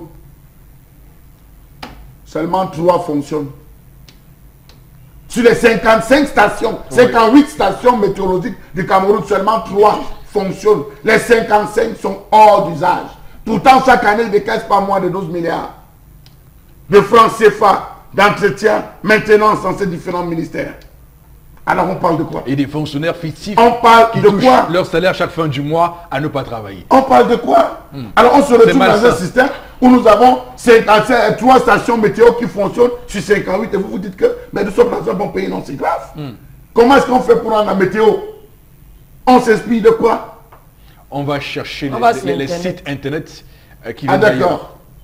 C'est ce qui se passe au Cameroun. Pendant ce temps, l'avancée, tous ces fonds de reboisement qui sont déployés par les ONG internationales, par l'État, cet argent va où? Je pense qu'il est temps d'interroger cela. Les députés, c'est leur rôle d'interroger cela, savoir où est-ce que ça va, parce que dans les zones septentrionales, et notamment du côté de l'Est, ça ne va véritablement pas. Le désert ne cesse de s'avancer et il s'avance à grands pas déjà. Alors ce qu'il faut dire, c'est que la session parlementaire du mois de mars a fermé ses portes en fin de semaine dernière, donc rendez-vous peut-être en juin pour voir si effectivement les députés se penchent sur cette question. Tendance, c'est clair que on voit le désert, la sécheresse. Il n'y a pas d'eau à l'extrême nord du Cameroun. Ils n'ont pas de bois pour faire la cuisine là-bas, comme on peut en voir ici, littoral ouest, centre et autres régions du Cameroun. Donc c'est grave là-bas, le désert est en train de venir. L'extrême nord, il y a trop de problèmes là-bas. Même l'école même. Pour envoyer les enfants à l'école, c'est très dur. Pour le problème d'eau, c'est un problème déjà qu'on va résoudre. C'est déjà sur la table de mon père. Mais j'ai un autre problème. Quand on dit opération Sahel vert, que cela veut dire, Bobo? Ça veut dire que la sécheresse avait atteint un niveau où le désert était arrivé au Cameroun.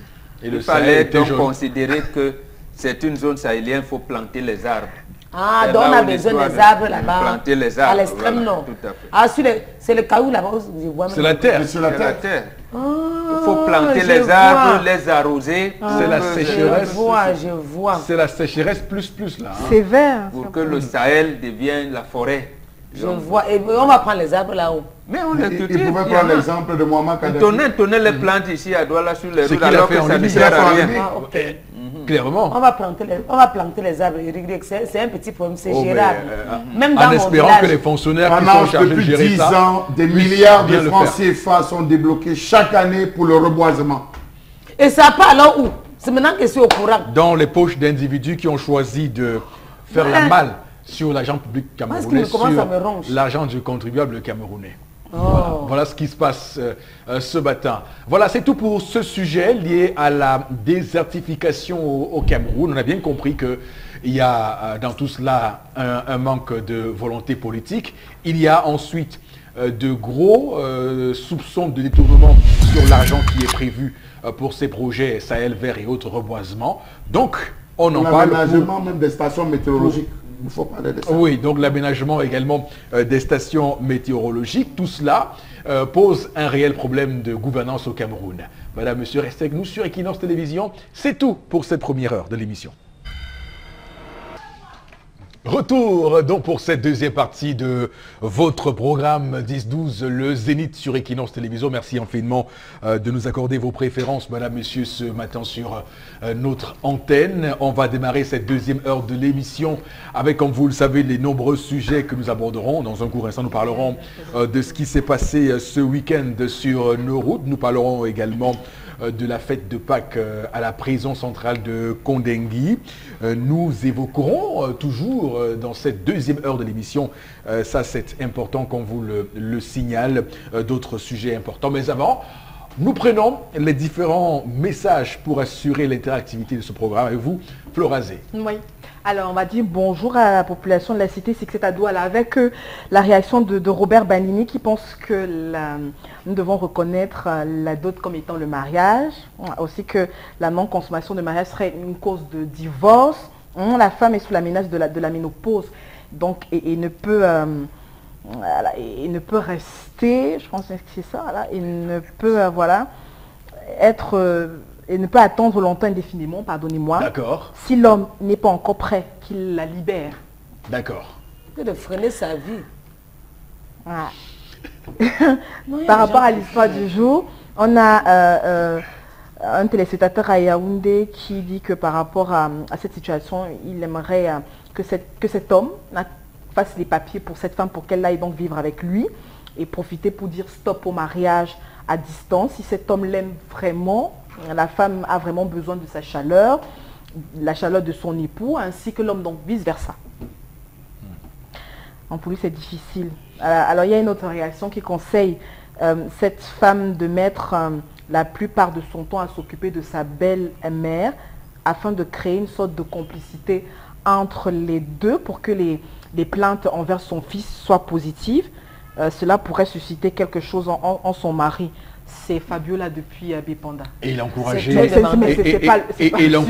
Et l'encourager par... Non, ça peut contribuer. Et encourager qu'il l'homme a vu l'épouser après. Oui, le fait d'être... Non, je le dis à toutes les jeunes filles qui nous regardent ce matin. Pas possible. Non, je le dis à toutes... Et ça, c'est un conseil que je donne à toutes les jeunes filles qui nous regardent ce matin. Oui, ça a son impact aussi.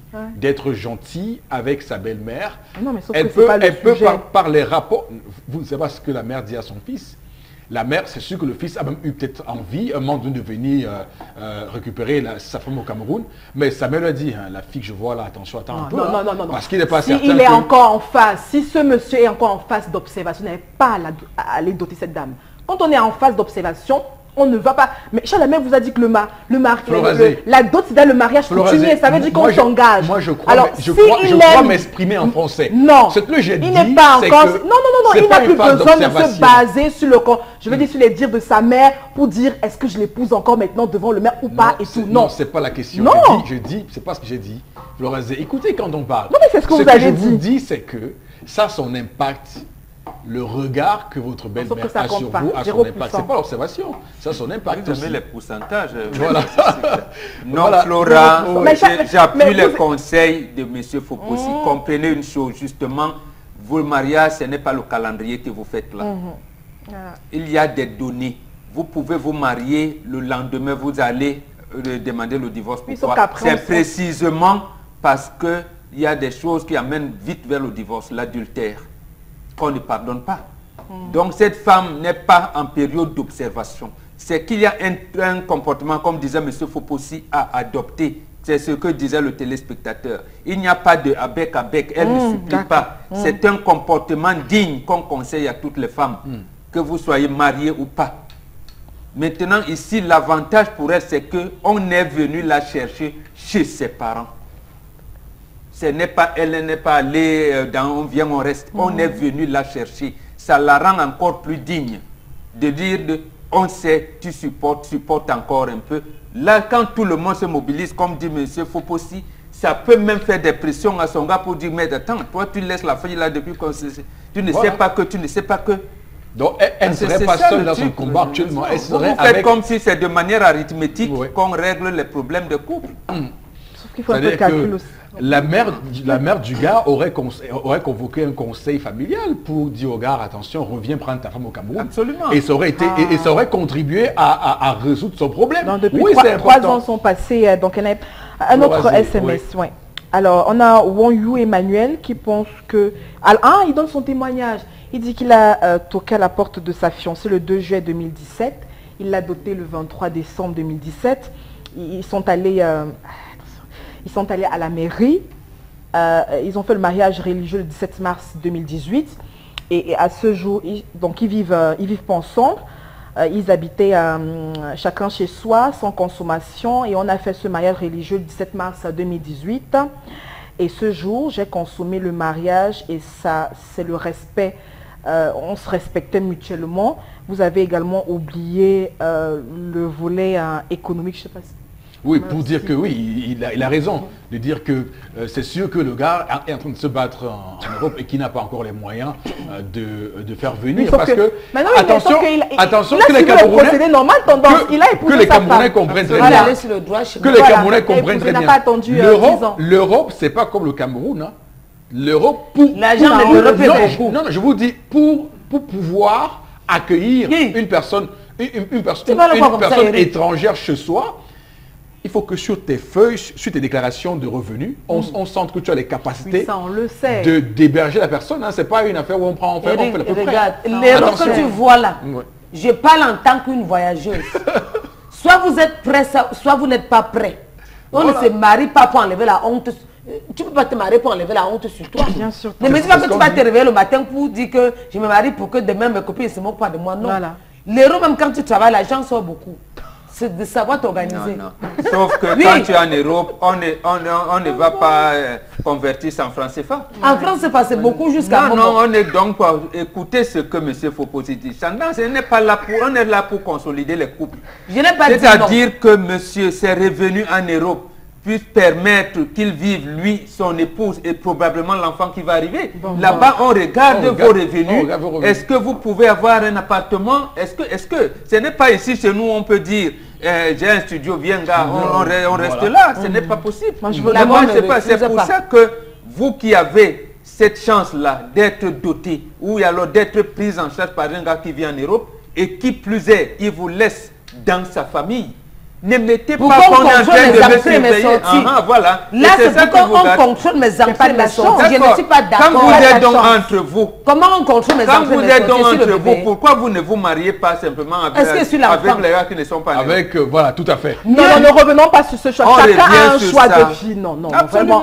Quand on choisit un homme qui vit en Europe ou, je sais pas moi, à Bafoussam et tout, vraiment, c'est chacun qui... c'est chacun, non, c'est chacun qui vit ses choix. Moi, je veux que cet homme prenne ses responsabilités. Mais il les prend, vous connaissez pas combien il gagne par mois. Vous ne savez pas combien il gagne par mois. Le temps passe. C'est le bon mot, il n'est pas engagé. Il n'est pas engagé. Ne viens pas faire plaisir à ta mère. Vous connaissez que c'est revenu mensuel. Non, c'est une bonne qui voulait chercher à sa mère, coupon coup. Tu voulais chercher celle qui va laver les habits de ta mère, préparer pour qu'elle mange.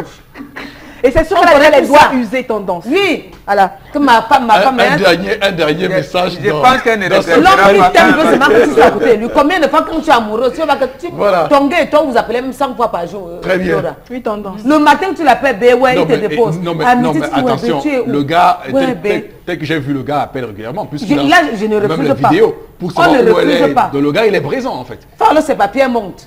Le mariage. Je suis ménagé à côté de ta mère, tu dis. Oui. Le mariage coutumier n'est pas une garantie ni une protection pour la femme. Sinon, le mariage civil ne devait pas exister. C'est Nina Abonaberi qui réagit. C'est faux, madame. On est obligé de vous reprendre là. Le mariage civil non plus n'est pas une garantie. Voilà. Je peux vous le dire. Si vous voulez un débat, on peut en faire. Oh là là. Merci, chers téléspectateurs, pour vos nombreux messages. L'émission va évoluer ou va changer de cap. pour rester dans le terme bon Bégan, d'évolution contre le changement, pour voir effectivement ce qu'il en retourne des concepts. Florazé, la revue des réseaux sociaux avec vous. Oui.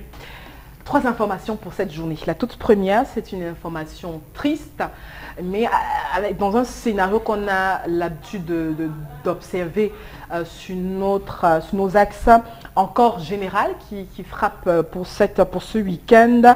Et puis on a eu quelques morts, des blessés également, avec cette agence, une fois de plus, déjà on se rappelle que la même agence avait également subi une sorte de sommation avec l'ancien ministre des Transports, avec cette suspension de 3 mois. Et puis voilà qu'on revit encore ce scénario plutôt triste, mais également à l'issue de cette information, on a eu également une note, un communiqué radio-presse du ministre des Transports, et même le point de l'agence générale en question. Vous savez, le ministre des Transports maintenant veille à ce qu'une enquête soit ouverte pour réellement avoir les causes de cet accident, et puis en attendant donc les résultats de cette enquête en vue d'établir aussi les responsabilités des uns et des autres. Donc rappel à tous les usagers donc de la route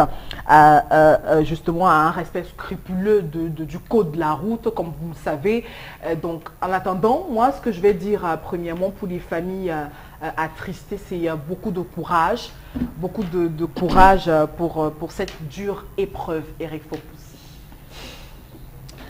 Alors, Charles Hamel, c'est à vous que je donne la première prise de parole de ce sujet pour remarquer quand même qu'il y a un changement de méthode à la tête du ministère des Transports.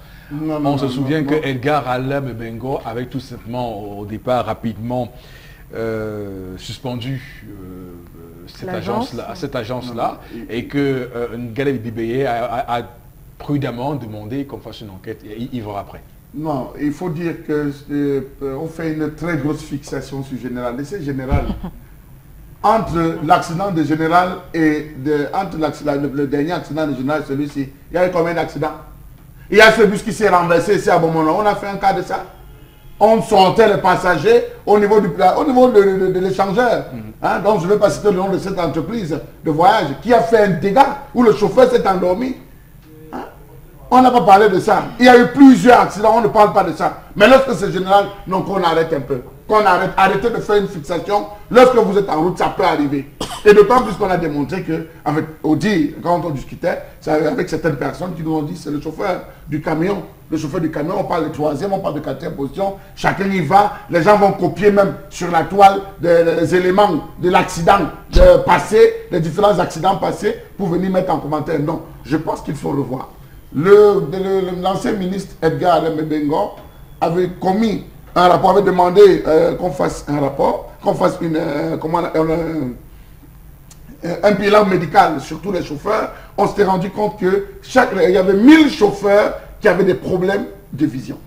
Quelle est la suite qu'on a réservée à cela? Jusqu'à aujourd'hui, nous ne cessons de crier ici, là, tous les jours, même comme on nous traite de bavardologue. Nous passons le temps à dire, il faut qu'on résout ce problème. Il faudrait que ces 1000 chauffeurs qui ont des problèmes visuels soient retirés des différentes agences du circuit, soit alors on les envoie consulter des ophtalmologues. Et cela devait être fait tout le temps, ce qui n'a pas été fait. Voilà un accident comme celui-là, on a eu 3 morts, 4 morts, autant pour moi. Le chauffeur du camion et 3 passagers qui ont rendu là. On ne peut que dire nos condoléances en attendant que, bien évidemment, le rapport, l'enquête ouverte puisse aboutir à quelque chose. Mais faire de là une fixation, non, je m'y oppose. Oui, je m'y oppose. Bon, je pense aussi quand même qu'il y a une fixation inutile qu'on fait sur Général Voyage. Je pense quand même que... Et c'est ça qui est quand même assez révoltant, parce qu'il y a une cohorte d'individus qui sont sur les réseaux sociaux. Et dès qu'il y a une image qui touche Général, les images, les photos se retrouvent rapidement sur Facebook et autres. Mais on a attribué un accident Général alors que ce n'était pas Général. Voilà, et pourtant, à contrario, lorsque d'autres agences font des accidents, c'est difficile qu'on voit les images. Voilà. D'ailleurs, les gens accourent et ils viennent mettre les, comment on appelle la peinture pour qu'on ne voie rien. Voilà. Donc c'est ça qui est quand même assez révoltant quand on regarde ce qui se passe. Oui, tendance. Ils ont tout le contact dans leur voiture. Tous les gens qui ont les agents ont tout le contact. Donc quand la voiture fait l'accident, pam, ils prennent le contact pour camoufler les noms. Oui, voilà. Je vais tout parler de général. Général, rien que général. Oui, je vais parler de vous parce que vous avez tué toute ma famille. Et sur les réseaux sociaux, je vais demander aux gens qui manquent, qui passent le temps à dramatiser les informations. Aujourd'hui, c'est 4 morts. Pourtant, Flora, on a dit 30 morts. Je savais que tout le Cameroun est fini. Ils ont pris les informations des autres.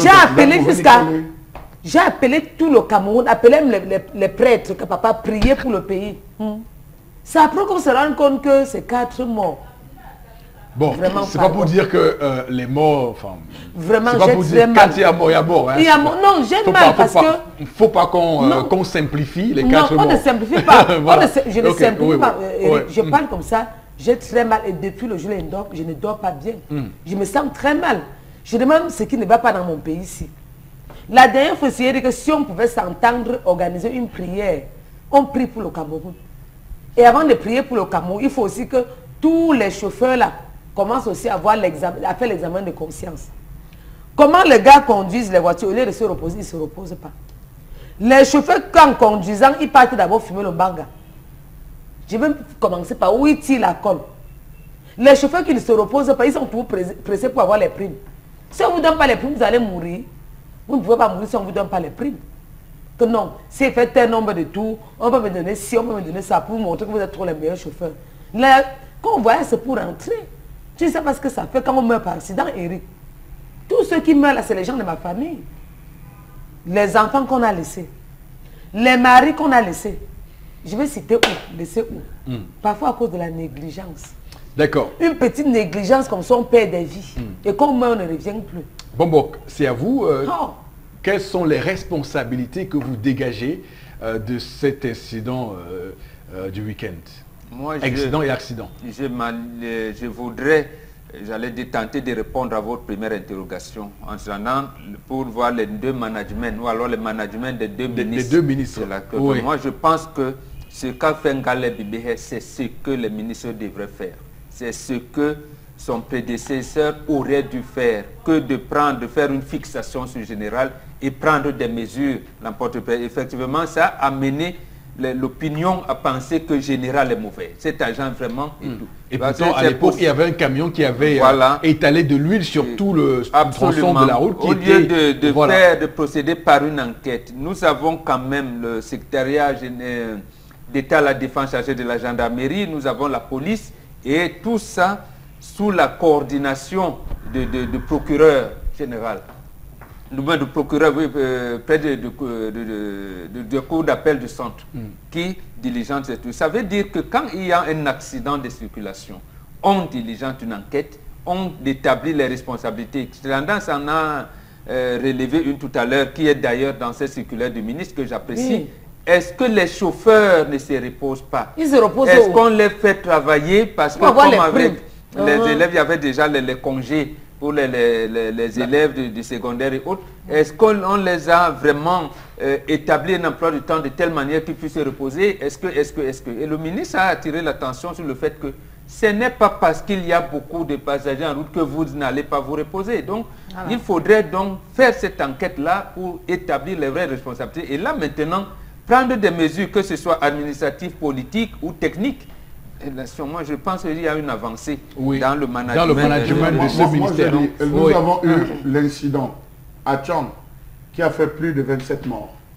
Ce bus qui a dérapé, qui est sorti de la route et qui est rentré dans le ravin au niveau du col, à la descente de la falaise de Tchang.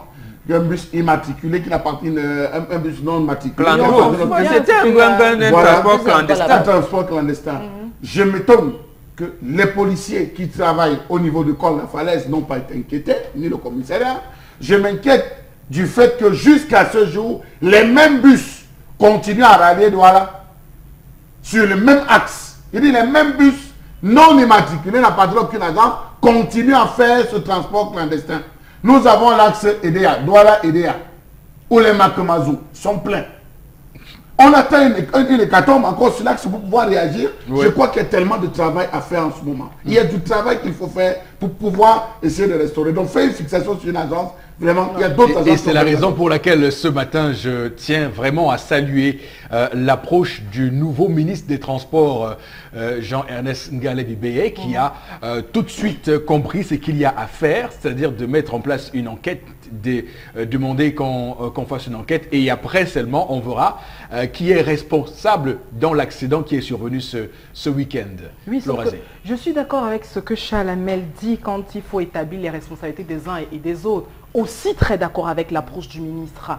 Mais il faut bien qu'on ait cette enquête, il faut bien que cette enquête aussi se referme, parce qu'on est au Cameroun. Donc il faut bien que, ayant ouvert justement cette enquête, qu'on la referme aussi en déclinant les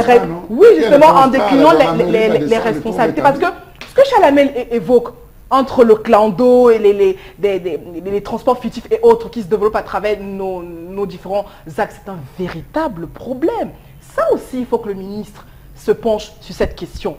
Parce qu'on n'énumère pas, mais il y a tellement de morts, tellement d'accidents qui se retrouvent, alors en tout cas qui se retrouvent sur nos axes. Et aussi un autre détail, vraiment à l'attention des chauffeurs. C'est très important de le dire. Soit ils doivent passer par un recyclage, soit on doit être, je sais pas moi, les agences, les directeurs d'agences doivent être durs avec eux. Parce que j'ai l'impression qu'il y a aussi un certain laxisme dans l'exercice justement de cette fonction de transporteur, de chauffeur et autres. Voilà pourquoi on se retrouve aussi avec ces cas d'accident. Tant que les responsabilités, Eric Fopoussi, ne sont pas déclinées, on aura toujours ces chauffeurs, laxisme, quelqu'un a sommeil, il ne s'arrête pas justement pour le doublon, je veux dire l'excès qu'on retrouve dans les bus.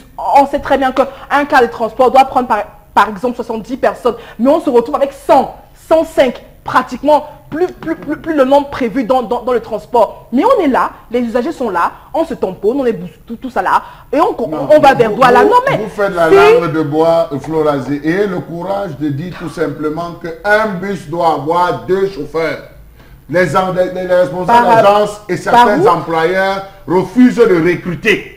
Il faut recruter pour permettre et assurer la qualité de rendement. C'est important de le dire. Il faut recruter. Ils ne veulent pas recruter, ils veulent fatiguer, surcharger ceux qui sont déjà en train de travailler. Et c'est ça. Vous avez un seul chauffeur qui fait... Et surtout bien les payer. Alors, et bien voilà, alors, bien par les payer. exemple, autant de problèmes. D'accord, très bien. L'autre information ce matin, Florazé. Oui, Samuel Eto'o-Fils, cette information qui continue de faire le buzz, surtout avec son droit de réponse adressé à Jeune Afrique et bien sûr aussi à France 24 qui s'est interrogé suite aux articles parus justement dans surtout l'édition en ligne du 1er avril pour cette année 2018.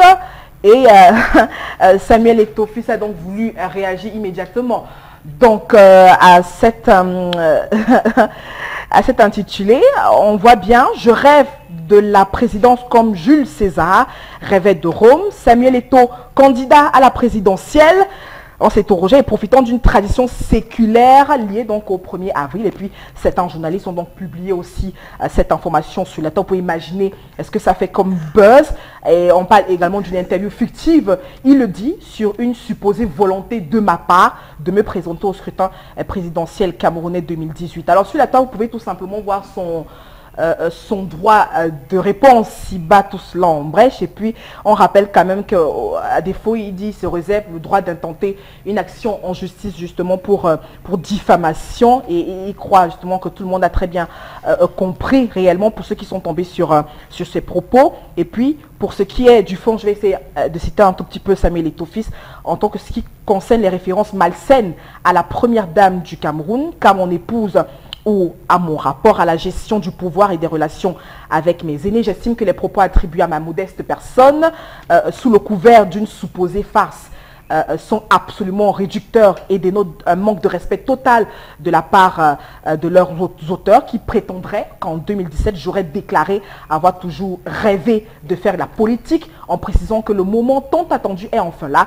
Enfin, je retiens que ces médias en ont profité pour étaler le fond de leurs pensées sur le Cameroun. Ça, c'est un petit bout de ce qu'on peut relever justement de ce droit de réponse de Samuel Eto'o-Fils. Alors, il y a trois choses. Hein. Vous me direz ce qui, selon vous, semble expliquer cette affaire. D'abord, première chose, est-ce un manque d'humour de la part de Samuel Eto'o? Est-ce qu'il est un peu rabat-joie? C'est quand même un 1er avril et vous savez que les poissons d'avril, ça passe beaucoup. C'est pas des gros, des moyens, des petits, mais ça se mange, hein, le poisson d'avril, le 1er avril. Premier point. Deuxième point, est-ce que ça montre quand même ce droit de réponse de Samuel Eto'o que le Cameroun est un pays qui n'est pas aussi démocratique que ça et que lorsqu'on touche au fauteuil du Kunkuma de Paul Biya, ça fait trembler les gens dans les chaumières. Les gens estiment que il pourrait, ou bien elle pourrait, elle pourrait subir des représailles parce qu'elles auraient imaginé, si ce serait imaginé à Itoudi.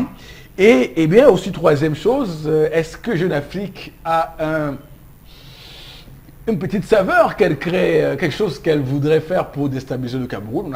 On a tout récemment vu les unes sur Laurent Esso. Et si c'était lui, souvenez-vous. Et on se souvient également que quelques mois avant, ils avaient mis la photo de René Sadi pour faire exactement la même une. Et si c'était lui, y a-t-il un agenda caché de Jeune Afrique? Des trois choses, bon, Wegan, laquelle vous semble être la plus plausible pour disséquer et comprendre cette affaire? Moi, je pense qu'il y aurait un complot d'un ami envers, d'un ami du pouvoir envers son ennemi. Donc c'est pour cette raison que je soutiens la démarche de Samuel Eto'o. Je soutiens.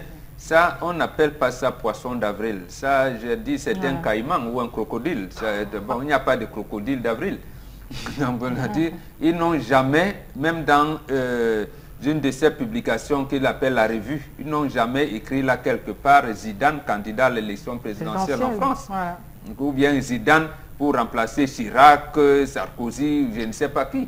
Hollande. Mais ils prennent le contexte africain. Voilà, dans Georges Weah a été tout récemment élu. Et c'est pour ça donc que ce n'est pas un poisson d'avril. Premièrement parce que la publication de ce journal dépasse largement le 1er avril. Ce n'est pas un quotidien. Pour un quotidien, on aurait compris que voilà, il va même dire dans son développement à l'intérieur que non, poisson d'avril. Bon, c'est quand même un peu d'humour. Non, il n'y a pas de peu d'humour. Un peu d'humour, ça il n'y a pas d'humour. Maintenant, quand je dis l'ami, Jeune Afrique, c'est l'ami de la présidence de la République. Et son ami, bon, il peut avoir quelques, j'allais dire, liberté à faire un certain nombre de choses. Parce que Jeune Afrique était allé plus loin. Lors de la crise Cameroun-Nigeria pour le conflit de Bakassi, on nous appelle à Yaoundé, nous fait des remontrances terribles. On a même failli nous emprisonner, beaucoup de journalistes camerounais, en nous disant oui, mais on était à La Haye. Les Nigérians ont utilisé vos publications ici pour nous mettre en difficulté au tribunal là-bas. C'est moi, j'avais sorti Jeune Afrique.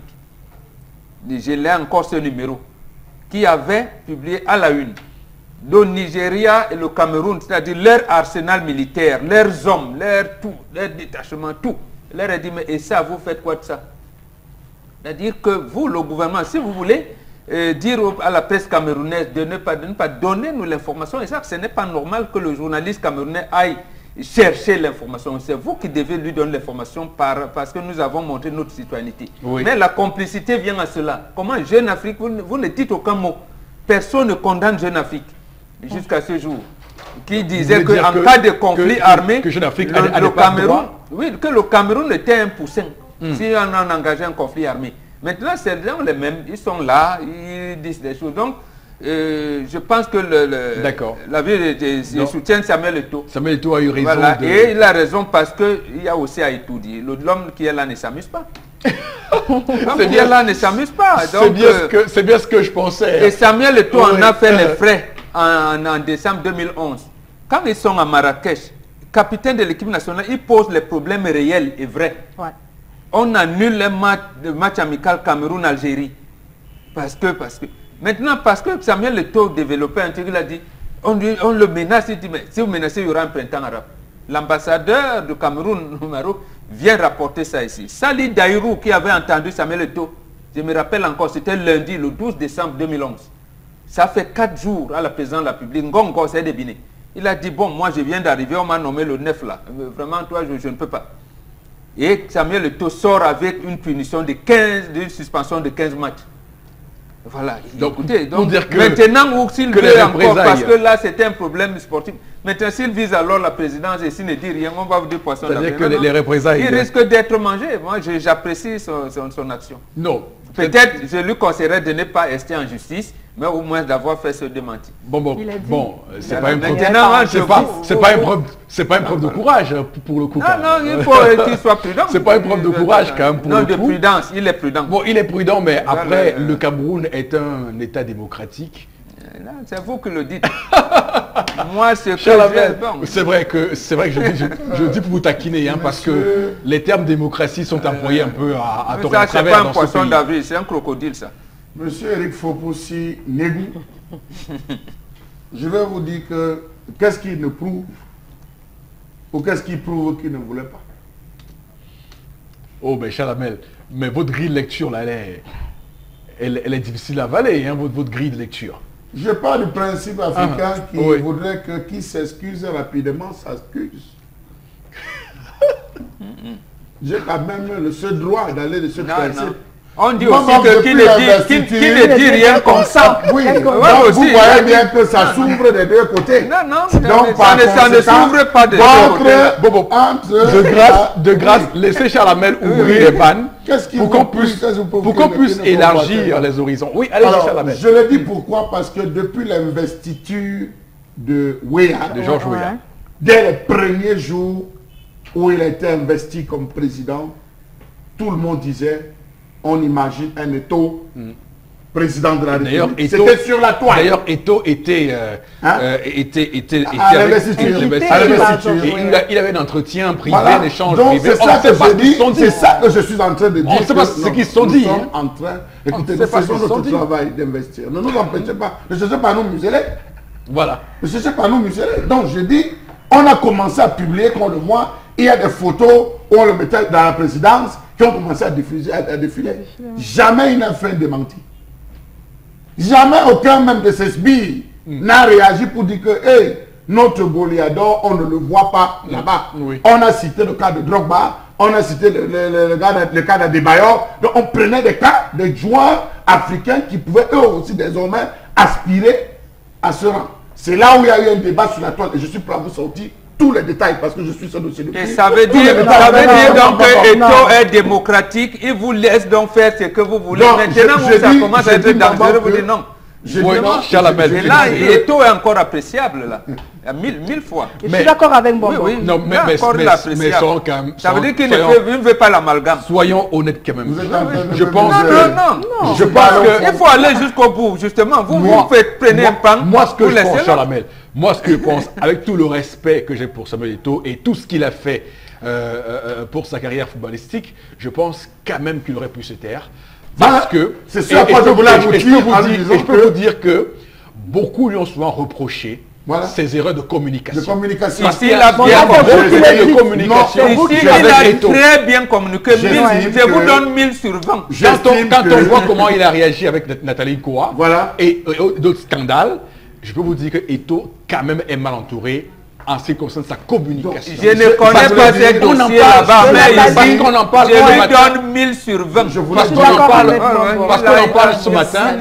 Si Eto'o s'était tué, je pense que ce matin, on n'en parlerait pas sur ce plateau. Si, vous en parlerez. On parle quand même de cas qui s'interroge justement sur... Ce n'était qu'un poisson d'avril. Non, je ne suis pas d'accord. Oui, tout à fait. C'est un crocodile. C'est un complot. Vous ne pouvez pas parler de poisson d'avril. d'avril. On a réagi. Les gars allaient tout le pousser à parler. Oui, tout à fait. On allait tout le pousser à parler. C'est bien comme tu as parlé, mon père. Absolument. Oui, quand tu es choqué, mieux tu parles. Ça finit. Non. Ce n'est pas que tu restes derrière. Tu gardes dans ton cœur. J'intenterai un procès, franchement. Au lieu de garder dans ton cœur, mieux tu libères. Quand tu parles comme ça, tu te libères même moralement et physiquement. Ça va affleurer un compte. Ok, très bien. Vous ne m'avez pas laissé chuter. Donc je considère que vous m'avez... On vous a muselé sur ce plateau. Oui, c'est moi qui m'a muselé avec Floragé. Je ne m'en pas laissé parler. Je voulais m'exprimer, mon coupé. Non, il ne faut pas qu'ils prennent ce qu'ils disent pour la vérité. Non, ils ne sont pas dans les quartiers ou dans l'agenda secret de Samuel Eto'o. Non, on réfléchit, nous on fouille des pistes. Donc je pense qu'avec, c'est même les Camerounais, c'est les réactions des Camerounais sur la toile qui peuvent avoir motivé même les actions de Jeune Afrique. Et Dieu sait que depuis un certain temps, pardon.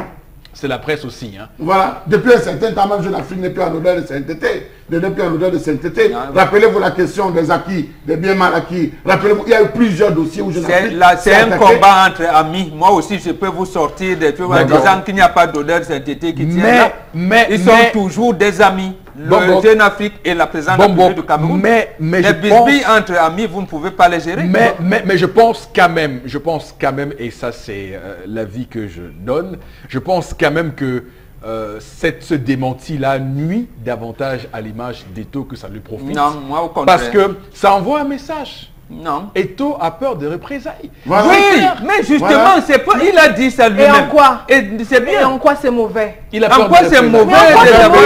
mauvais? C'est mauvais d'avoir peur de représailles. J'espère qu'il Lui, il est démocratique, mais le pays, il en a subi. J'espère que Eto'o ne sera jamais candidat au Cameroun. Non, il faut bien pas dans le pas dans ce genre de situation. Non, c'est là où vous amenez donc l'amalgame. Oui. Eto'o n'a pas dit qu'il ne sera jamais candidat. Il a dit, laissez-moi tranquille. La répression qui vient là, là maintenant, votre poisson d'avril est mal pris. Ce qu'on veut dire, c'est que le jour où il sera candidat, on va lui rappeler qu'il a manqué le courage à une certaine période. Non, on va lui dire qu'il avait bien fait. Je serai dans sa campagne pour vous répondre. Oui, je vais m'inviter dans sa campagne pour vous répondre. Parce que je peux vous dire que politiquement, le seul moyen qui puisse lui attirer la sympathie du peuple camerounais, c'est de se désolidariser de ce régime. Après, s'il s'inscrit dans ce registre de ce régime, libre à lui de défendre le bilan au moment venu quand il sera candidat. Parce que l'ensemble des actions qu'il pose n'est pas motivé par ce régime. L'ensemble des actions. Voilà. Mais attends, le gars, il a été un joueur de sa trame qui est suspendu de 15 matchs par ce régime. Il doit se comporter comment? Parce qu'on a vu Weah avoir un peu plus de courage que ça. Non, non. Weah n'a pas été sanctionné par son régime. Et de se mettre à dos. Non, non. Eto'o, au sommet de sa gloire, on lui inflige 15 matchs de suspension. C'est pour vous dire. Ce régime, attendez. C'est pour dire que. Vous dites qu'il ne doit pas être prudent. Vous dites qu'il ne doit pas être prudent. Après ça, vous réagissez comment? C'est pour dire que s'il rêve d'un destin politique, c'est très violent. Non. Il peut rêver d'un destin politique après celui-ci. C'est très violent. Après, oui, après celui-ci. Mais justement, et là, ça tient. Ça veut dire que ça montre un manque de courage. Donc, ça veut dire qu'il sait. On appelle ça en politique l'intelligence des situations. D'accord. Eto'o a donc l'intelligence des situations. Vous avez trouvé des mots pour chaque situation. Oui, oui. Eto'o a l'intelligence.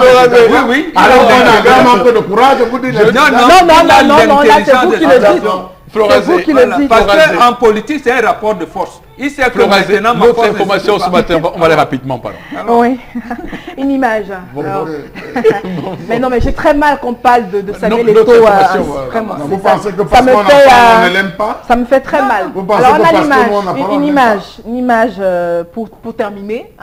J'avais dit une semaine saine aussi qui se termine plutôt bien. Entre vous, c'est bon.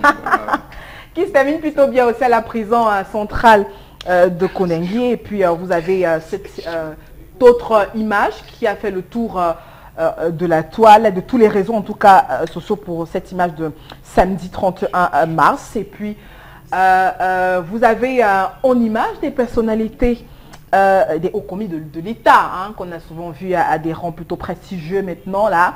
Et puis avec qui suivait religieusement Lumuli. Et puis on a donc cette image justement qui a donc fait le tour. Et puis vous savez, il y a même une petite vidéo, là, malheureusement on n'a pas pu la voir ce matin. Certaines personnes sur laquelle on pensait justement à une sorte de canular, à un montage et tout. Oh que non, c'est plutôt, c'est vrai. Donc on a peut-être eu des confessions, peut-être qu'ils ont confessé leur péché et tout. Très bien, d'accord. Pour être clair et blanc devant l'Éternel. Pour être vraiment rapidement, on va aller rapidement. Bon, Bengan, ce qui a le plus offusqué les gens, c'est les propos de Monseigneur Barga, qui a dit qu'être en prison n'est plus libre. Ça fait le tollé que ça fait sur la toile. Vous, quelle est votre réaction? Non, moi je ne suis pas chrétien, je ne sais pas comment, mais j'ai aussi pris les avis d'un prisonnier qui lui a plutôt soutenu.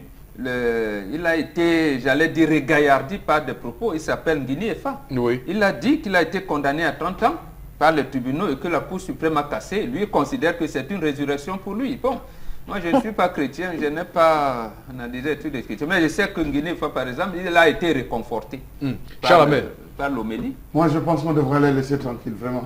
Laissez-les tranquilles. Tout à fait. Ils étaient dehors, ils étaient au haut, mais maintenant qu'ils sont là-bas, laissez-les tranquilles. Allez les pourchasser même encore là-bas. dans la prison. Allez les pourchasser encore dans la prison.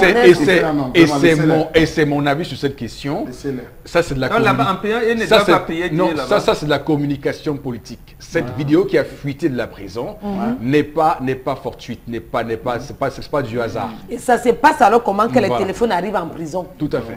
N'est-ce qu'on avait dit que les téléphones n'entrent pas en prison? Non, la messe, lorsqu'on autorise, ça veut dire que le ministère de la Justice est courant, on a autorisé qu'il y ait une messe là-bas publique. Et à ce moment, on laisse entrer les caméras. On laisse, ça veut dire que les prisonniers et l'administration pénitentiaire ne peuvent pas s'en occuper. C'est les informations qu'on en fait. On pourrait par exemple... Même les enfants qui ne savaient pas que papa est en prison, voilà que vous avez tout mis en place. Ça, c'est de la communication. Ils savaient, ils venaient par rapport à ça. Ça, c'est de la communication politique. Ils se sont habillés pour venir écouter l'homélie de Pâques. Non, l'objectif recherché, moi je vais vous le dire, c'était de démontrer qu'effectivement, Basile Tanganakuna s'y trouvait.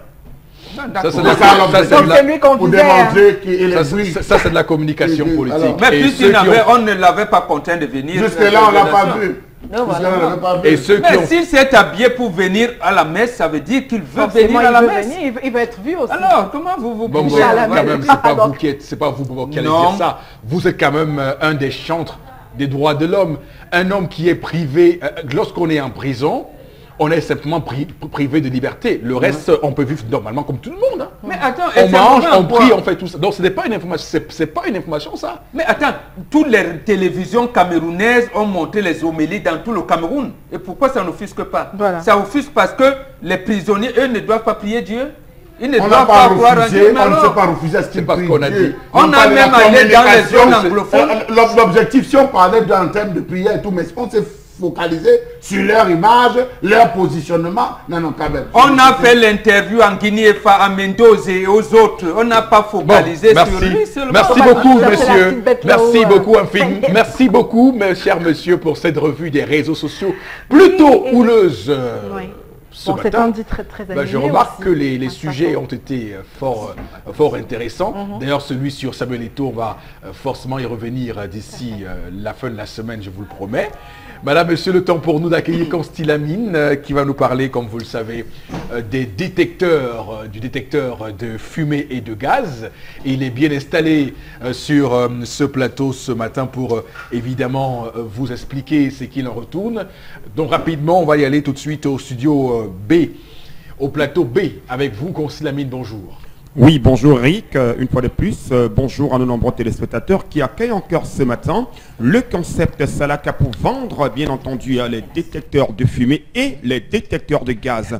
Je tiens déjà à dire merci à ces nombreux téléspectateurs qui ont déjà passé leur commande, qui ont déjà installé leur détecteur de fumée et de gaz à la maison. Ce matin encore, je recevais un appel venant de Yaoundé d'un client qui a tout un immeuble et il a besoin de 15 détecteurs de fumée. Bravo à ce client et merci d'avoir choisi les détecteurs de fumée pour la sécurité de votre immeuble. Alors, chers téléspectateurs, vous qui êtes à la maison en ce moment, vous qui êtes dans un bureau, vous n'avez pas encore votre détecteur de fumée, alors tenez-vous tranquille, il est question de l'avoir parce que c'est très important. Ça ne sert à rien de construire un immeuble, ça ne sert à rien de bâtir sa maison, ça ne sert à rien de bâtir un lieu commercial quand on ne ne peut pas le sécuriser parce que par la suite, on sera victime d'un incendie et on va se plaindre qu'on a tout perdu. Alors aujourd'hui, pour éviter les incendies, pour éviter tout ce qu'il y a comme risque d'incendie, la solution est bien sûr de prévenir. Elle est donc à côté de vous. Et cette solution, c'est-à-dire c'est cet appareil automatique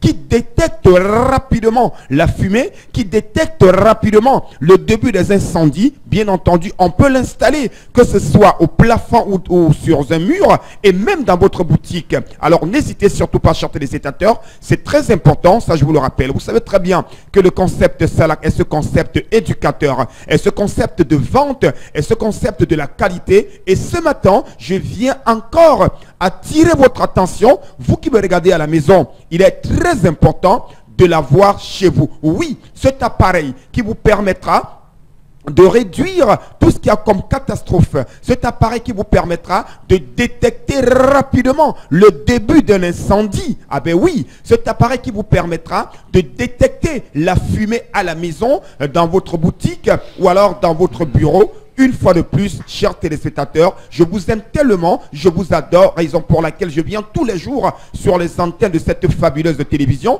pour vous parler de cet appareil révolutionnaire. Alors je vous conseille de l'avoir. Il est capital, il est arrosé de 2 ans de garantie, il est neuf dans son emballage. Regardez-le comment il se présente, avec bien sûr derrière l'emballage, il y a tout ce qu'il y a comme indication liée à l'installation, aux caractéristiques, à la présentation du produit. Et je rappelle que cet appareil qui est le détecteur de fumée vient directement avec une pile de recharge. C'est très important et c'est 2 ans de garantie. Oui, 2 ans de garantie à la maison. Vous n'aurez plus de problème parce qu'une fois que on signe, c'est-à-dire une fois que vous allez ressentir une fumée, vous allez bien sûr ressentir un incendie, directement il vous signale et vous allez directement arrêter cet incendie. Plus besoin de crier, plus besoin de pleurer, plus besoin bien entendu de dormir à la belle étoile parce qu'on a tout perdu à la maison avec cet appareil qui vous permet de détecter la fumée, qui vous permet de détecter les incendies. Vous l'avez donc au prix de 15 000 francs. Oui, je dis bien au prix bien sûr, au prix de 11 500 francs. Oui, je rappelle qu'il coûte 11 500 francs ce détecteur de fumée. Vous l'avez donc en appelant tout simplement à nos numéros de téléphone qui s'affichent au bas de l'écran. Quel qu'en soit vous êtes, à Garoua, à Maroua, en Gandéré, je rappelle qu'il coûte 11 500 francs. Quant au détecteur de gaz, vous l'avez à 15 000 francs. Votre détecteur de gaz, je dis bien 15 000 francs, chers téléspectateurs. Ne perdez plus le temps. N'attendez pas la fin des stocks. N'attendez surtout la dernière minute. C'est l'occasion plus que jamais de l'avoir, à savoir votre détecteur de fumée automatique à 11 500 francs avec tous les accessoires d'installation. Votre détecteur de gaz à 15 000 francs, chers téléspectateurs, en appelant tout simplement à nos numéros de téléphone qui s'affichent au bas de l'écran. Nous sommes disponibles de lundi à dimanche, 24 sur 24, le téléphone est ouvert. Passez vos commandes à présent et soyez livrés à domicile grâce bien sûr à notre équipe de livraison qui assure également tout ce qui a comme explication liée à ces appareils de sécurité. Merci beaucoup, Consilamine. On va poursuivre avec interpellation de ce lundi 2 avril 2018. Je vais parler par rapport au secteur des motos. Ils se sont décidés et créer leur syndicat au nom de Sinakomota pour pouvoir aider le gouvernement à se mettre en règle ou décider à se mettre en règle pour le développement de leur pays. Mais il y a une petite souci qui s'impose.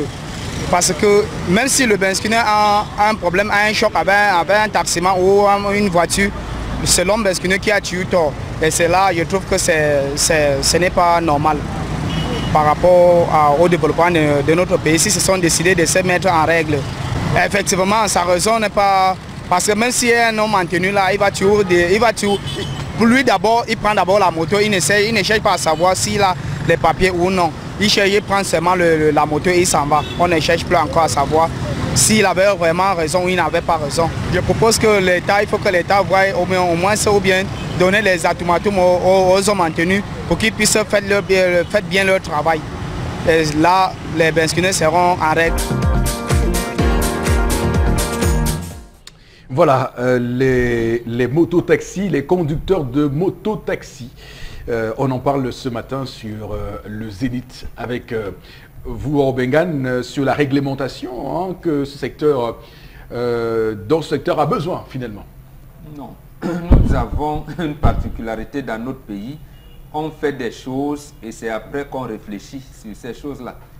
C'est tout. Donc, le phénomène de mototaxi a commencé avec les villes mortes ici. Les villes mortes. Après, le chef de l'État a libéralisé en 2003, là, quand il a signé ses accords avec la Chine. Bon, aujourd'hui, s'il n'arrive pas à sortir d'une réglementation terrible, on va subir. On est en train de subir, comme tout le monde. Mais le concitoyen, il parle de la réglementation du métier. Il faut bien assainir. Mais comment? C'est au pouvoir public de réfléchir dessus. D'y voir plus clair. On va parler maintenant de Red Cooper et des super gants avec vous. Est-ce que la nourriture colle constamment à votre poêle? Fatigué de frotter, gratter et d'abîmer vos poêlons? Eh bien, j'ai la solution. Bonjour, ici Cathy Mitchell, avec ma nouvelle poêle Red Copper. Cette poêle révolutionnaire est faite de céramique non collante et de cuivre super solide. Garantie de rester sans égratignure. Pas de rayures et pas de résidus collés. Elle est légère et extra résistante. Elle ne s'égratigne pas et elle ne s'effrite pas dans votre repas. Regardez, des biscuits trempés dans le sucre à la cannelle et glacés de caramel collant. Mettez au four. Red Copper va au four avec sa poignée qui résiste jusqu'à 500 degrés Fahrenheit et le tout glisse tout seul. Miam! Cuisine et santé. Des lanières de poulet presque sans gras et presque sans huile. Red Copper utilise un cuivre pur à 100%, si durable que vous pouvez couper du beefsteak et des oignons pour un sandwich au steak et fromage fondant. Rien ne colle. Battez-y les œufs sans bol à mélanger. Vous gagnerez du temps. La poêle Red Copper est sans PFOA ni PTFE. Elle est sécuritaire pour vous et votre famille.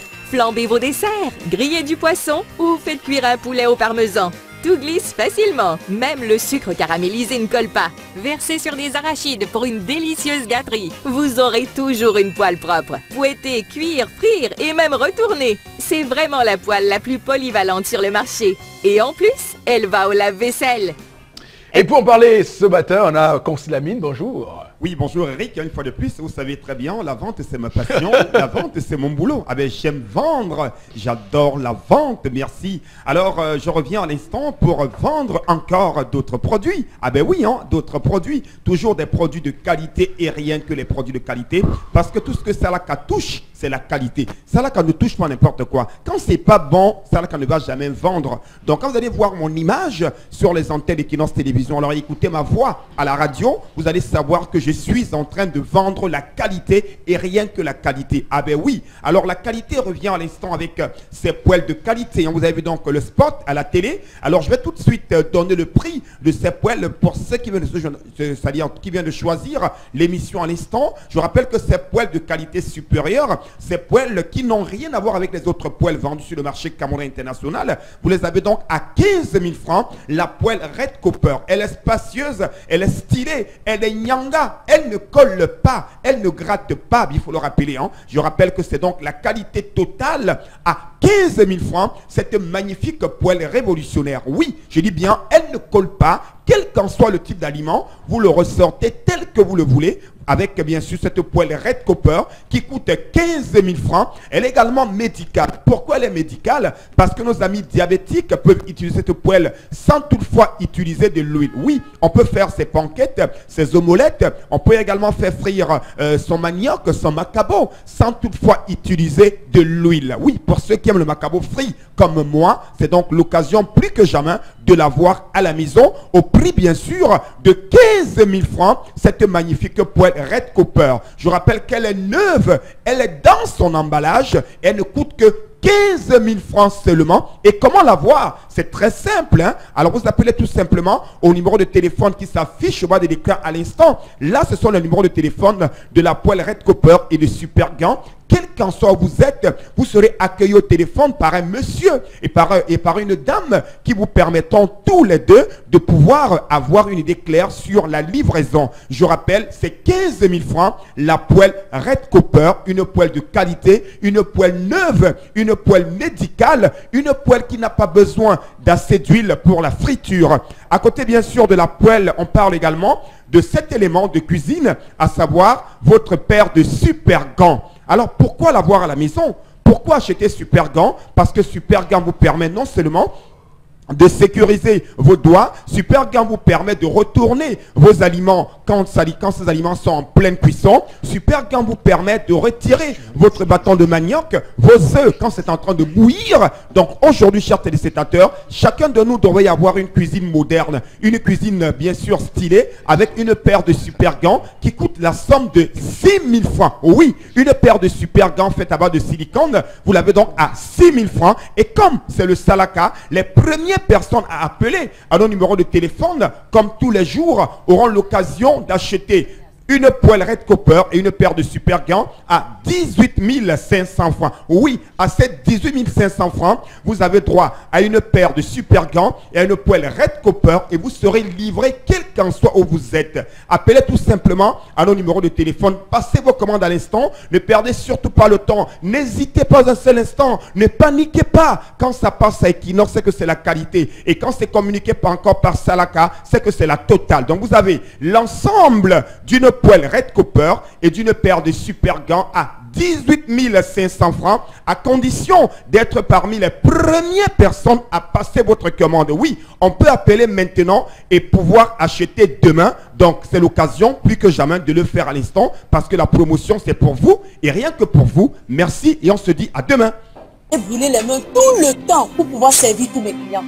Mais ça, c'était avant de m'offrir ces gants. Et oui Gigi, avec Super Gants, manipuler des casseroles en pleine ébullition, des marmites ultra chaudes, des grillades à la poêle, au four et au barbecue, tout y passe. Et qui n'avait pas tout vu. Fabriqué à base de silicone, Super Gants est anti-brûlure, anti-chaleur et fait gagner du temps.